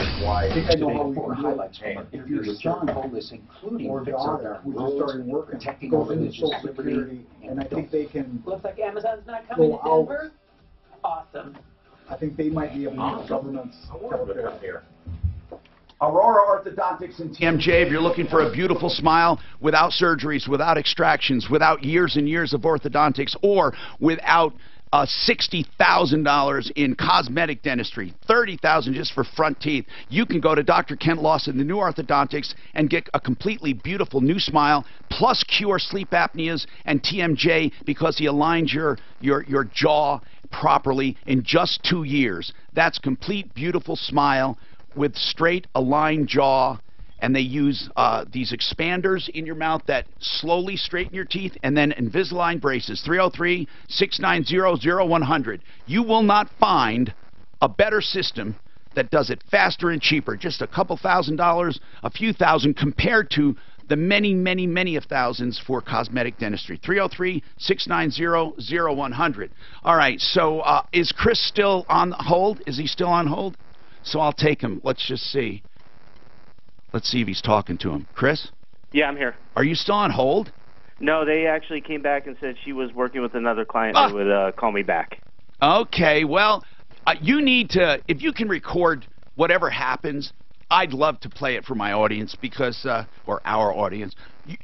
You really have to do it, though, because this is a scam. I'm getting other emails from people this happened to as well. Okay. Perfect. All right, so did they say when they would call you back? She didn't. She said when she was done with the other client that they would give me a call back. Now, if possible, listen, if possible, while you're on the phone with them, if you can dial us, Suzanne picks up and she can tell what's going on. We'll put you on the air. Okay. Otherwise, you can call us afterwards. But try to do whatever you can. Deborah, welcome. Hi, Deborah. What's going on? Hi, Tom. How are you doing? What's happening with you? Well, I'm in a terrible situation. I hope not. Well, I am. I'm a senior citizen on a fixed income, and I was taken advantage of, grossly taken advantage of. How were you taken advantage of, dear? I took my Jag into Aurora Radiator to get the radiator fixed. It was overheating. Okay. Well, that was at the beginning of August. I got the car back August 23rd, 2018. He states that he changed my radiator. Did my now this was August of 2017? No, this year, sir. Okay, 2018. Gotcha. So you took your Jag in, and what did he say he did? He said that he fixed the radiator. How? What did he say he did? All he did was he just said fixed radiator. Okay, so then what? He gave me a receipt on a thank you card. Okay. It is so tacky, you wouldn't believe it. Let's get to the problem. How much did you pay? I ended up paying that time $1,003.47. What? But he didn't say what he did. He just said he fixed it. And then when you say that time, how many times have you paid him? Well, that's just once. Then I got a ticket in the mail that he had been using my car for his own personal use for $100. How long has he had? How long did he have your car? 3 months. 3 months, and he used your car. Okay. He used his car for his own personal use. All right. So listen. He tore out all the shifting system. Do you have? So the car's inoperable. Do you have the car now? I do. I have it in my garage. And how do you know he tore it? What, like, did you have to have it towed from there? Yes, I did. Well, when I came in to pick my car up, he wasn't expecting me, and he jumped in the car real quick with a screwdriver, and he started messing around. So I went to see what he was doing. I said, "What have you done to my shifting gear?" He goes, "Oh, I had to take it apart." Now wait a minute. What's this guy's name? His name is Derek. And what's the name of Derek? Radiation. Pardon me? What's the name of the shop? It's Auto Radiator. Auto Radiator. Where? It's in Aurora. Where? The number's 1570. I mean, give me some cross streets. Aurora. Where? Colfax and Florence. Okay. Now, this guy basically did more harm than good, and you paid him $1,000. And you paid him $1,000. Did you pay him by credit card? I paid $300 cash and the rest in a check. Okay. Now, what does he say about it now? He says that he cannot fix it. But does he acknowledge? First of all, is it overheating? Did he fix the first problem? Well, the car won't start, and yes, it is overheating. So basically, he did nothing. He did nothing. Basically, yes. And you paid him $1,000. Why did you pay him? Because when I went to pick the car up, it was working. And then what happened? Halfway home. You took it halfway home. Halfway home, it started overheating again. And you took it back. Yes, I did. And that's when he kept it for 3 months. Yes, he did. 2 months after that, because he'd had it a month prior, saying that he's doing all this work on it. And the second time he had it, he didn't charge you. You just went and got it towed out of there. Well, he sent a bill with the tow driver for $249.72. For what? It says... no, just tell me what it is. I mean, you don't have to read it. A new thermostat and new rotors. Okay. So this guy, I mean, he sounds like a line-cheating ripoff. I mean, I don't know what else to say. He is. I don't know why he was messing with my rotors and my brakes. How'd you find Auto Radiator on Colfax? I looked it up on the phone. I Googled it. All right. And did you have any recommendations? Did he have any? No, I did not. But they're a half-star rating. I did just find that out. 1/2 star. Yes. 1/2 star rating. And, Tom, I had to pay a ticket to the city and county for $100 because this guy had got a ticket on it and he wasn't paying it. And when I called up, they gave me his history that he has $300 in outstanding tickets. Let's call. Does he? What's his phone number? His number is 366-2355. And is it 303? Yes, sir. So that's the name. That's his shop or his cell? I think it's his. No, that's the shop's number. All right. Do you have a cell number? No, I do. Yes, I do. Just a matter of fact, I do. All right. Why don't you hold? I want you to hold on. I want Deputy Clint to call. So let me get it straight. You take it in for a radiator problem. He charges you $1,000. He didn't fix it. Then he went and ripped out your steering or your gear or whatever, something. The whole column where you shift gears is torn out. Why did he do that? He said it got stuck and he couldn't change the gears. How old is this car? This is a 2005 Jag. And how many miles on it? About 69,000. Not very many. I don't drive a lot. So it wasn't like a piece of junk? No, it was not. Not at all. Have you had it estimated on what it will cost to fix? Not yet. I don't know what to do. That's why I called you. All right, hold on. Deputy Clint, let's try to get a call into him before the end of the show. This is crazy. And this could be a sleaze brigade. Let's just find out what the hell he plans to do for her. He needs to give her some money back. He ruined her car. Did you just ask me what we should do about this? Oh, what's that? Oh, okay. He wants to know if we should send you somewhere else to get some help. Let's think about this first. Man, I feel bad for her. Jim, We'll find somebody to look at it. Jim, what's going on? Oh, we bought a KitchenAid refrigerator last December, 2 years ago, December of 16. And where'd you buy it? Appliance Factory. Okay, so what's going on with it? And it died. They were out yesterday. Is it new or used? It's brand new. It's brand new when we bought it. Okay, did it have a factory warranty? It did for a year. Okay. And then we did get the service agreement for another year. And what happened? And they came out yesterday, said it needs $2,500 worth of parts to fix it. Okay. And what's under warranty and what's not? Well, they'll fix it, but the problem is parts are back ordered. They're saying at least December 10th. Wow. And the holiday is coming up, and we've got guests coming over. No, I understand. You know they're at the mercy of the manufacturer, though, right? I mean, no matter who it is. And do you know why there's a slowdown of parts this time of year? No. It's not just refrigerators. It's a lot of stuff. Now, I want you to guess. Why do you think they would do that? All factories. So people buy So new, people say, screw it.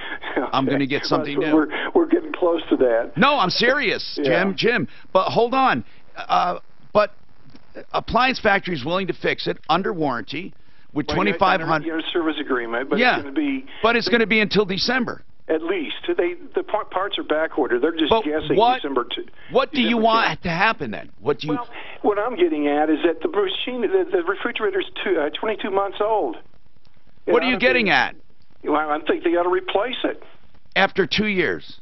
Not even 2 years. 22 months. Okay, Give him it's a 2 months. 2-year-old refrigerator, Tom. Now, yeah, you know, I mean, come on. Is that reasonable? You want it replaced after 2 years, 22 months? Listen, Jim, I'm just saying, they're not unwilling to fix it. I don't know what to say. We'll reach out to them. We'll reach out. Well, if the parts aren't available, they aren't available. Let's find out from the factory. Where does KitchenAid get its parts? Do you know? Is it because they don't make their own stuff? Did they tell you what was wrong?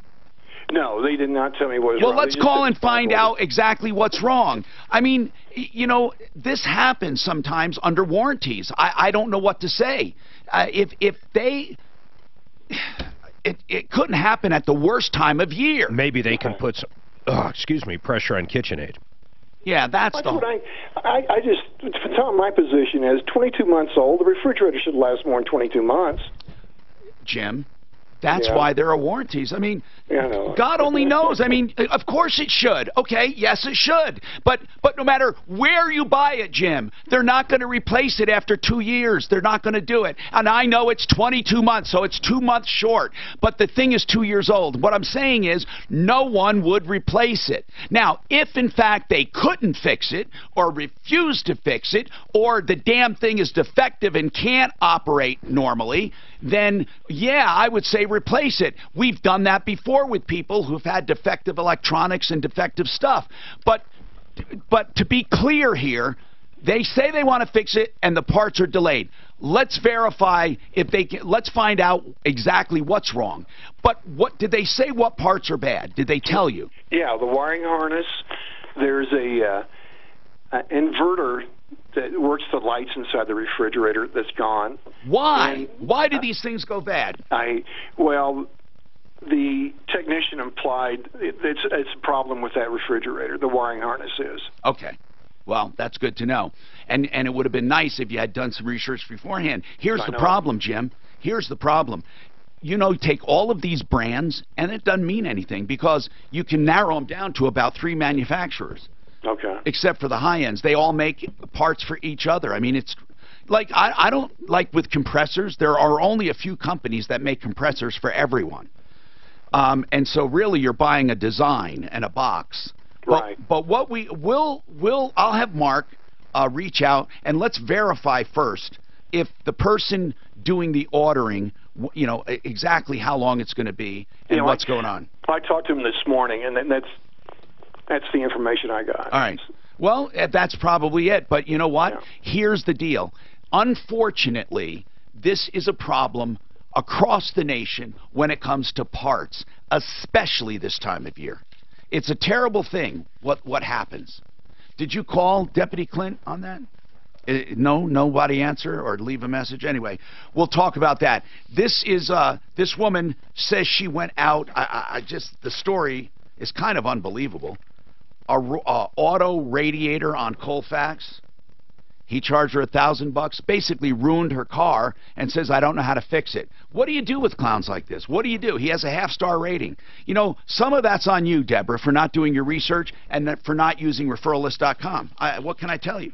Some of it's on you. Okay, we've been talking about plumbing, heating, cooling, electric, and drains. Let's talk about Plumline Services. Right now, half off a furnace with the purchase of a qualifying AC. When do you need to buy both? If your AC is older than 5 years, you should definitely get both. You don't want a gap between, of 5 years between the units.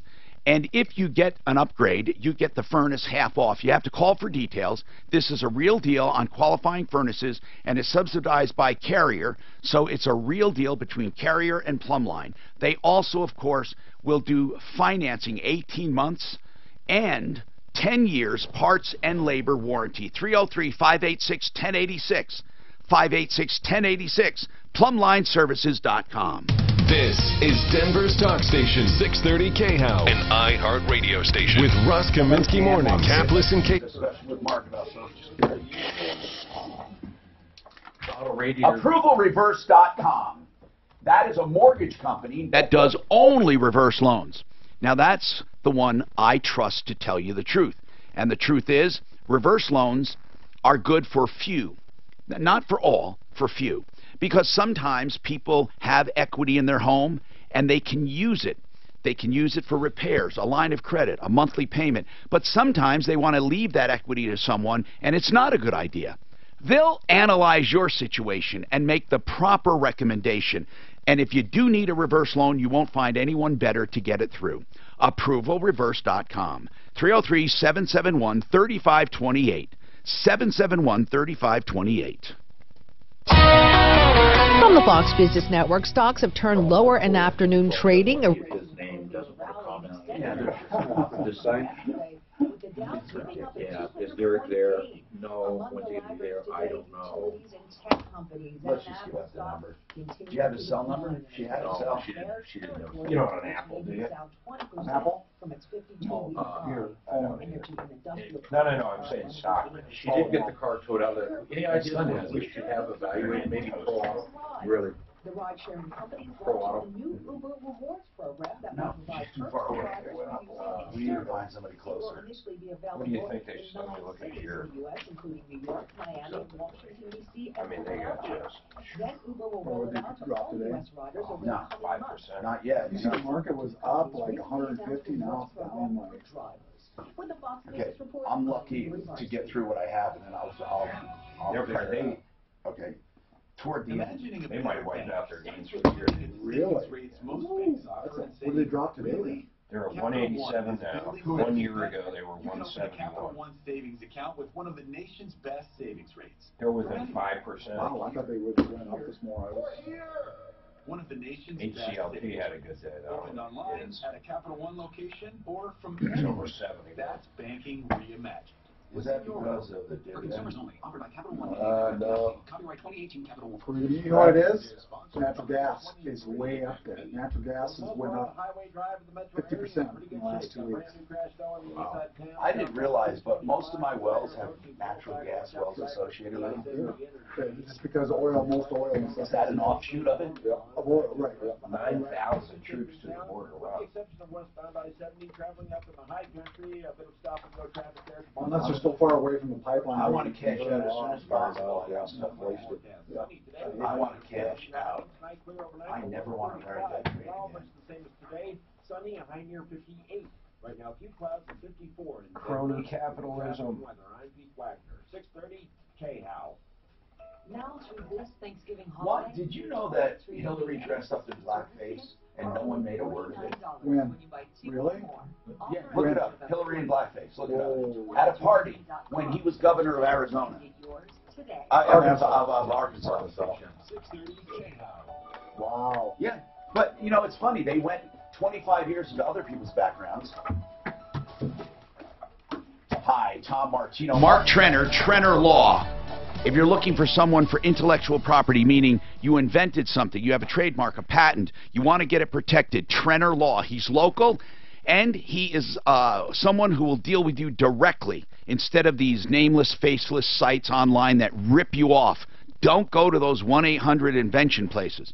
Mark Trenner, Trenner Law, 720-221-3708. For any questions on intellectual property, copyrights, trademarks, patent searches, patents, 720-221-3708. On this refrigerator problem, people, what the heck do you do when parts take 2 months? You know what? It's not the only field. It's happening more and more with electronics as well. What do? I mean, really, what can you do? Does anyone? I mean, I don't know what to do. Do you know what to do, Mark? And then this mechanic, he's a clown, right? His people are clowns. Guy answers like this. Hello? Is this Aurora Auto? Excuse me, is this Auto Radiator? Who's asking? Who's that? Mark, okay. What's your name? What does it matter? Who's asking? Is Derek there? Who wants to know? When is he going to be back? I don't know. This is, I mean, it sounds like you're calling Muggsy's, you know. Really. And if you want to hear for yourself, it's 303-366-2355. Deborah, you know, shame on you, Deborah. Everything this guy says is a lie. Everything that comes out of his mouth is a lie. He could have been the one that answered. I'm sure he was. You know, just like this issue with the police with the ticket. I didn't know about that. What do you mean you didn't know about it? Can I speak to Derek? They put a ticket on the car. They send me the bill, and they're going to say they're going to boot my car. Shame on you for not checking him out. You would have seen he had a half-star rating. Shame at me. A half-star rating. What is that? That's like there's 5 points on a star. So he has 2.5 points of a star. He doesn't have a full star. A half point. How do you get a half point on a star? Half a star. Come on, Derek. Derek at 303-366-2355. That was probably him, Clint, putting a fast one. You should see the building he's at it too, man. Oh my God. You know, we have to make a list. Now, let's do this. We're coming up on the end of the year. Let's make a list of the worst in each category. We'll take cars, you know, automobiles.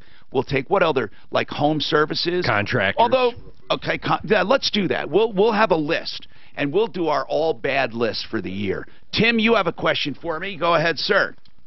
So on Become the Banker, there is you overfund your account, correct? Your life insurance plan? What you do is you get a death benefit, and they calculate that based on how much you want to put away, because you have to have enough death benefit for the government to let you have this account. So yes, so there's a premium. So let's say to have that insurance policy would cost $70 a month, let's just say, and then you pay on purpose, let's say $400 a month. I'm just giving you examples. I don't even know they come close. And then that extra money goes to cash value and grows at 4% plus the 1% dividend, tax-free. The other one is the cost of insurance. So keep going then.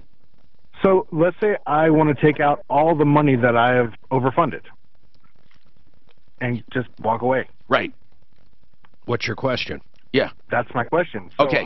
Let's say I overfunded $250,000 over my life. Okay. Here's what they do. I can just take that money and walk away? You can take any money, listen, any money you contribute, since you already paid tax on it, you don't have to pay tax on it again. But they don't let you say this. They don't let you say to the government, oh, I'm only taking out the money I put in, and I'm leaving the money I earned in there. There's a calculation. So when you pull out money, no matter what, they don't, because everyone would do that. They're saying to you, a certain amount of that is gain. In other words, you have to pay tax on it because it grew and you have to pay tax on it. But the way you do it is take it out in a loan and then you pay no tax on anything. If you wanted to do that, you would simply take a loan out and not pay it back. And there's no consequence to that. And then the death benefit would pay back that loan. And then any additional money in there would be paid in addition to that. Okay, well, that's the part that wasn't jiving to me, just the whole payment back. I'm like, Well, if you have to pay it back, then what's the purpose? But if you're saying that you can kind of skip the system by just not paying well, it back. that's the whole idea. You have to do it that way or you would pay taxes. The money you take out, the money you put in, you do not pay taxes on. But like I said, you don't get to say out of each dollar you take out how much of it was your contribution and how much of it was your earnings. The government tells you that. So instead of doing that, you bypass it. In other words, if you wanted to buy a car, you borrow it.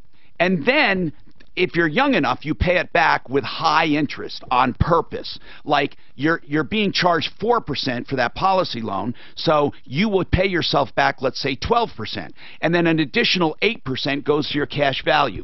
Then let's say you're my age and you start getting Social Security and you get $2,000 a month and you want some extra money, so you take out $2,000 a month in a loan. And then you simply do that monthly, or maybe $1,000 a month or $500, whatever you want to do, and you never pay them back. Upon your death, the death benefit pays off all of the loans, and then whatever's left goes to the estate. If you you can never borrow more than you have in cash in death benefit. So are we? Is it kind of like a hush-hush thing where you say you don't pay it back? Because I haven't heard that. It's paid back on your death. No, it's not hush-hush. You can, in other words, does the government say, wait a minute, you don't ever intend to pay this back? It's going to be income. No, it's just like a retirement. It's different than a qualified loan. If you borrowed money from your 401k, the government only gives you a certain amount of time to pay it back, and then you must claim it as income. With the become the banker, because it's not a qualified plan, there is no time limit for paying it back. Unless you make your own time limit. Listen carefully. If you take a loan out for a car and you fund it yourself and you want to give yourself a 3-year loan, then you must pay it back according to the terms that you set. Got it. But you don't have to. The company that offers this makes money because it's actually a life insurance plan also. They make premium. Yeah, they make money for the first, I think, 4 years of this. The first year they get the most, then the next year. It's called a declining residual commission. Yes, that's how he makes his money, by selling life insurance. But the life insurance he calculates is the minimum amount you can have to get the maximum amount of a premium. If, for example, you only wanted to take out a $10,000 life insurance policy, but you want to put away $500,000, the government says, come on, you can't kid a kidder. There's a formula they have, and they call it a MEC formula, a modified endowment contract. If you go beyond what's called a MEC, they call it a MEC, and they say, now you pay tax on everything. So the life insurance companies, everyone knows everyone does this. Those policies are not regular whole life policies. If you go out and buy a regular whole life policy, the cost of insurance is too much and the return is too low to help to make this happen. Now, there are other insurance policies that pay way more in return, you know, and you can do it on those too. However, they pay way more on return, but those returns are not guaranteed, so they go up and down. You know, the life insurance policy is a very conservative it's a whole life policy, and it's a mutual company, which means you are technically part owner in the company. And the companies, if you want to do this on your own, anybody can do this. You have to know how to calculate the amount, and then you have to go to a company that's solid. That's all. You don't want a company that, that's shiny. I mean, you need a good one. So if I have a USAA life insurance plan, I could do it there, but it makes more sense maybe to do it with... I don't know. I don't know what your returns are, but you know what? And I mean this sincerely. Joe would analyze it, and I swear to God, if you have a policy already in place that would work, even though he wouldn't make a dime at it, he would tell you if it's a good policy. He's not going to cash it in. I mean, if he thinks it's good, you ought to go ahead and do it. I know a guy who had a policy, and it was a really good policy, and Joe just showed him how to maximize it. So, I mean, if you go to the seminars, you can find out. But Tim, thanks for those questions. I appreciate it. I wish more people would ask questions about everybody that I advertise for. We got more coming right up. This report is sponsored by 20. Oh, that was who was just calling? You got Raleigh House, right? That's it. You got it dead on when that guy answered. What's that? Oh, who's calling? You sound exactly like. Oh, really? Dead on. That was funny. I didn't even think that it might be the guy. Or if she's bought that Jag brand new with that 2005. How do people live themselves? They're worse than Jeeps. They're really expensive to maintain. For fixing. Yes, they are. Traffic and weather. I mean, we're having issues. Yeah. I don't know what years there was near, but there was a number of years near that ton of electrical problems. Oh, when you buy 2 or more. Offer ends November 22nd. Go to 23andme.com/gift and get yours today. The Raleigh House has established a community number. It's not a hotline now. If you're having a crisis, this is not the number to call. But if you have an addict in your life and you want to know how to deal with them or you want to know how to get them help, you can call this line and they will give you free, confidential information as many times as you want to call. They're hoping you get the right information, and they will get their share of clientele. But there are other treatment programs that might be more apropos. They'll tell you about all of them. They'll tell you about cost and insurance. They'll tell you how to approach an addict. They'll tell you what are some of the telltale signs to look for, and how do you know someone has a habit. There are all kinds of things they can tell you that will enlighten you, because nothing ever changes without information and action. So get the information today, free of charge, confidential, 720-893-5559. It's sponsored by The Raleigh House, theraleighouse.com, 720-893-5559. Ask Alexa to play 630 KHOW on iHeartRadio. Then you can hear The Sean Hannity Show. This afternoon at 1. Getting 630 KHOW from Scott? iHeartRadio. Yes. You were saying that it gets too hot. Don't those roll-out switches? No, that's for a safety limit. Burning your Hi, house Tom out. Martino here, It's not for damage. 303-713-TALK, 713-8255. All right, since I have you coming all the way in from Greeley, Scott, and we have time for a couple questions if you want to get in right now, 303-713-TALK, 713-8255. Greeley Furnace Company, could you do me a favor and tell us, you have a special going on right now for listeners up north? Yes, we do. For the end of the year, until the end of the year, we're offering a fall special. With any complete system, heating and air conditioning, we will install a new Rheem water heater at no charge. That's either a 40 or 50 gallon. That's normally a $1,200 to $1,400 investment. I know it is. So you're talking about free. Free. Okay. With a complete system. So if you get air and furnace, you will install that water heater free. That's installation and the water heater itself. That's turnkey. Okay. Turnkey. I have a question for you. I was talking about plumb line doing that combination, and you guys do combinations. How old do you think it should be? Like, when would you consider replacing both? The industry about standard, 5 years?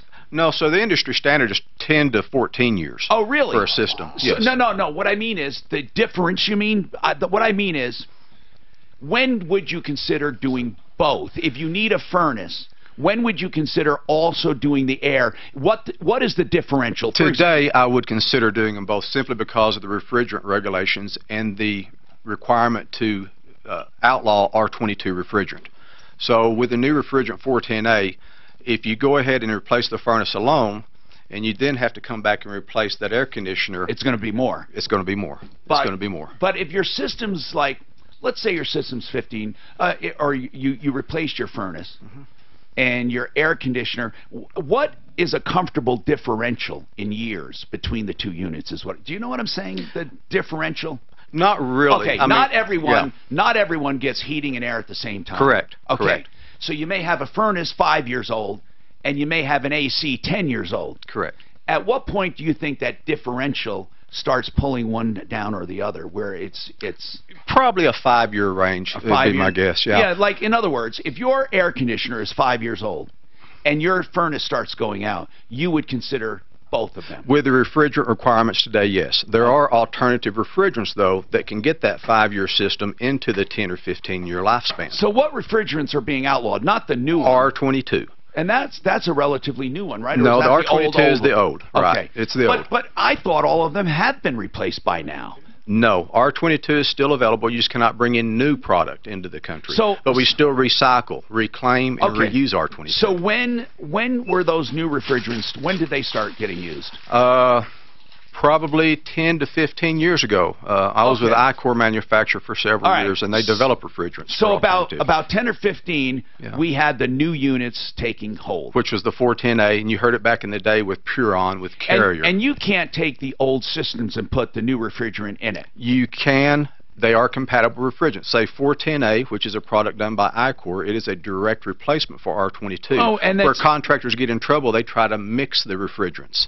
Oh, but then you have a system can evacuate and put all new in? Is it expensive to do that? It's usually less expensive than the R22 is today. There is some performance differences, but they really outweigh the cost and the difference of the refrigerant if you want to get that extended life out of your AC. The issue we see with contractors is just because you have an air conditioner that's 5 or 6 years old, because you used to be able to dry ship systems without the refrigerant but use R22, then why are you throwing away a 5-year-old system when you can have an alternative refrigerant that will allow that system to last the 15-year life? Many contractors will not offer you that option. Okay, but you can, they are compatible. Absolutely. There's many compatibles made by Honeywell, DuPont. That are legal today. Legal. They're called SNAP refrigerants. They're approved alternatives. Okay, so Genesis Total Exteriors, you're offering, what's the name of the siding? It's LP Smart Side with Diamond Coat. LP Smart Side. Who with makes Diamond Coat.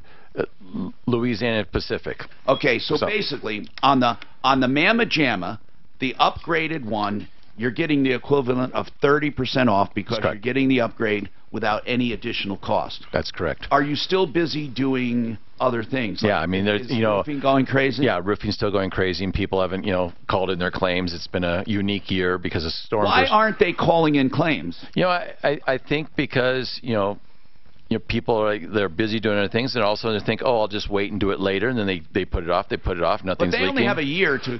They only have a year to get your roof fixed. That's right. Not fixed, but claim. You got to file. You got to file your claim. Correct. Right, and then after that, it depends on your insurance. Company. Yeah, if you have 6 months or a year, it just Some depends. companies, once you file the claim and they give you that first check, the clock starts ticking. Right. For the second check. Right. Sometimes you can lose that second check if you don't do it in a timely fashion. That's correct. And, we now have offices in the Springs and in Fort Collins. You do? Yes. Do we know that, Mark? Do we have them listed down there? Yep. Okay. Because that's important. We're up north. We are looking for good contractors. And we're only doing exterior, no interiors. Up north? Up north and in the Springs. Okay. Only exteriors. Only exteriors. And when do you move to the inside down here?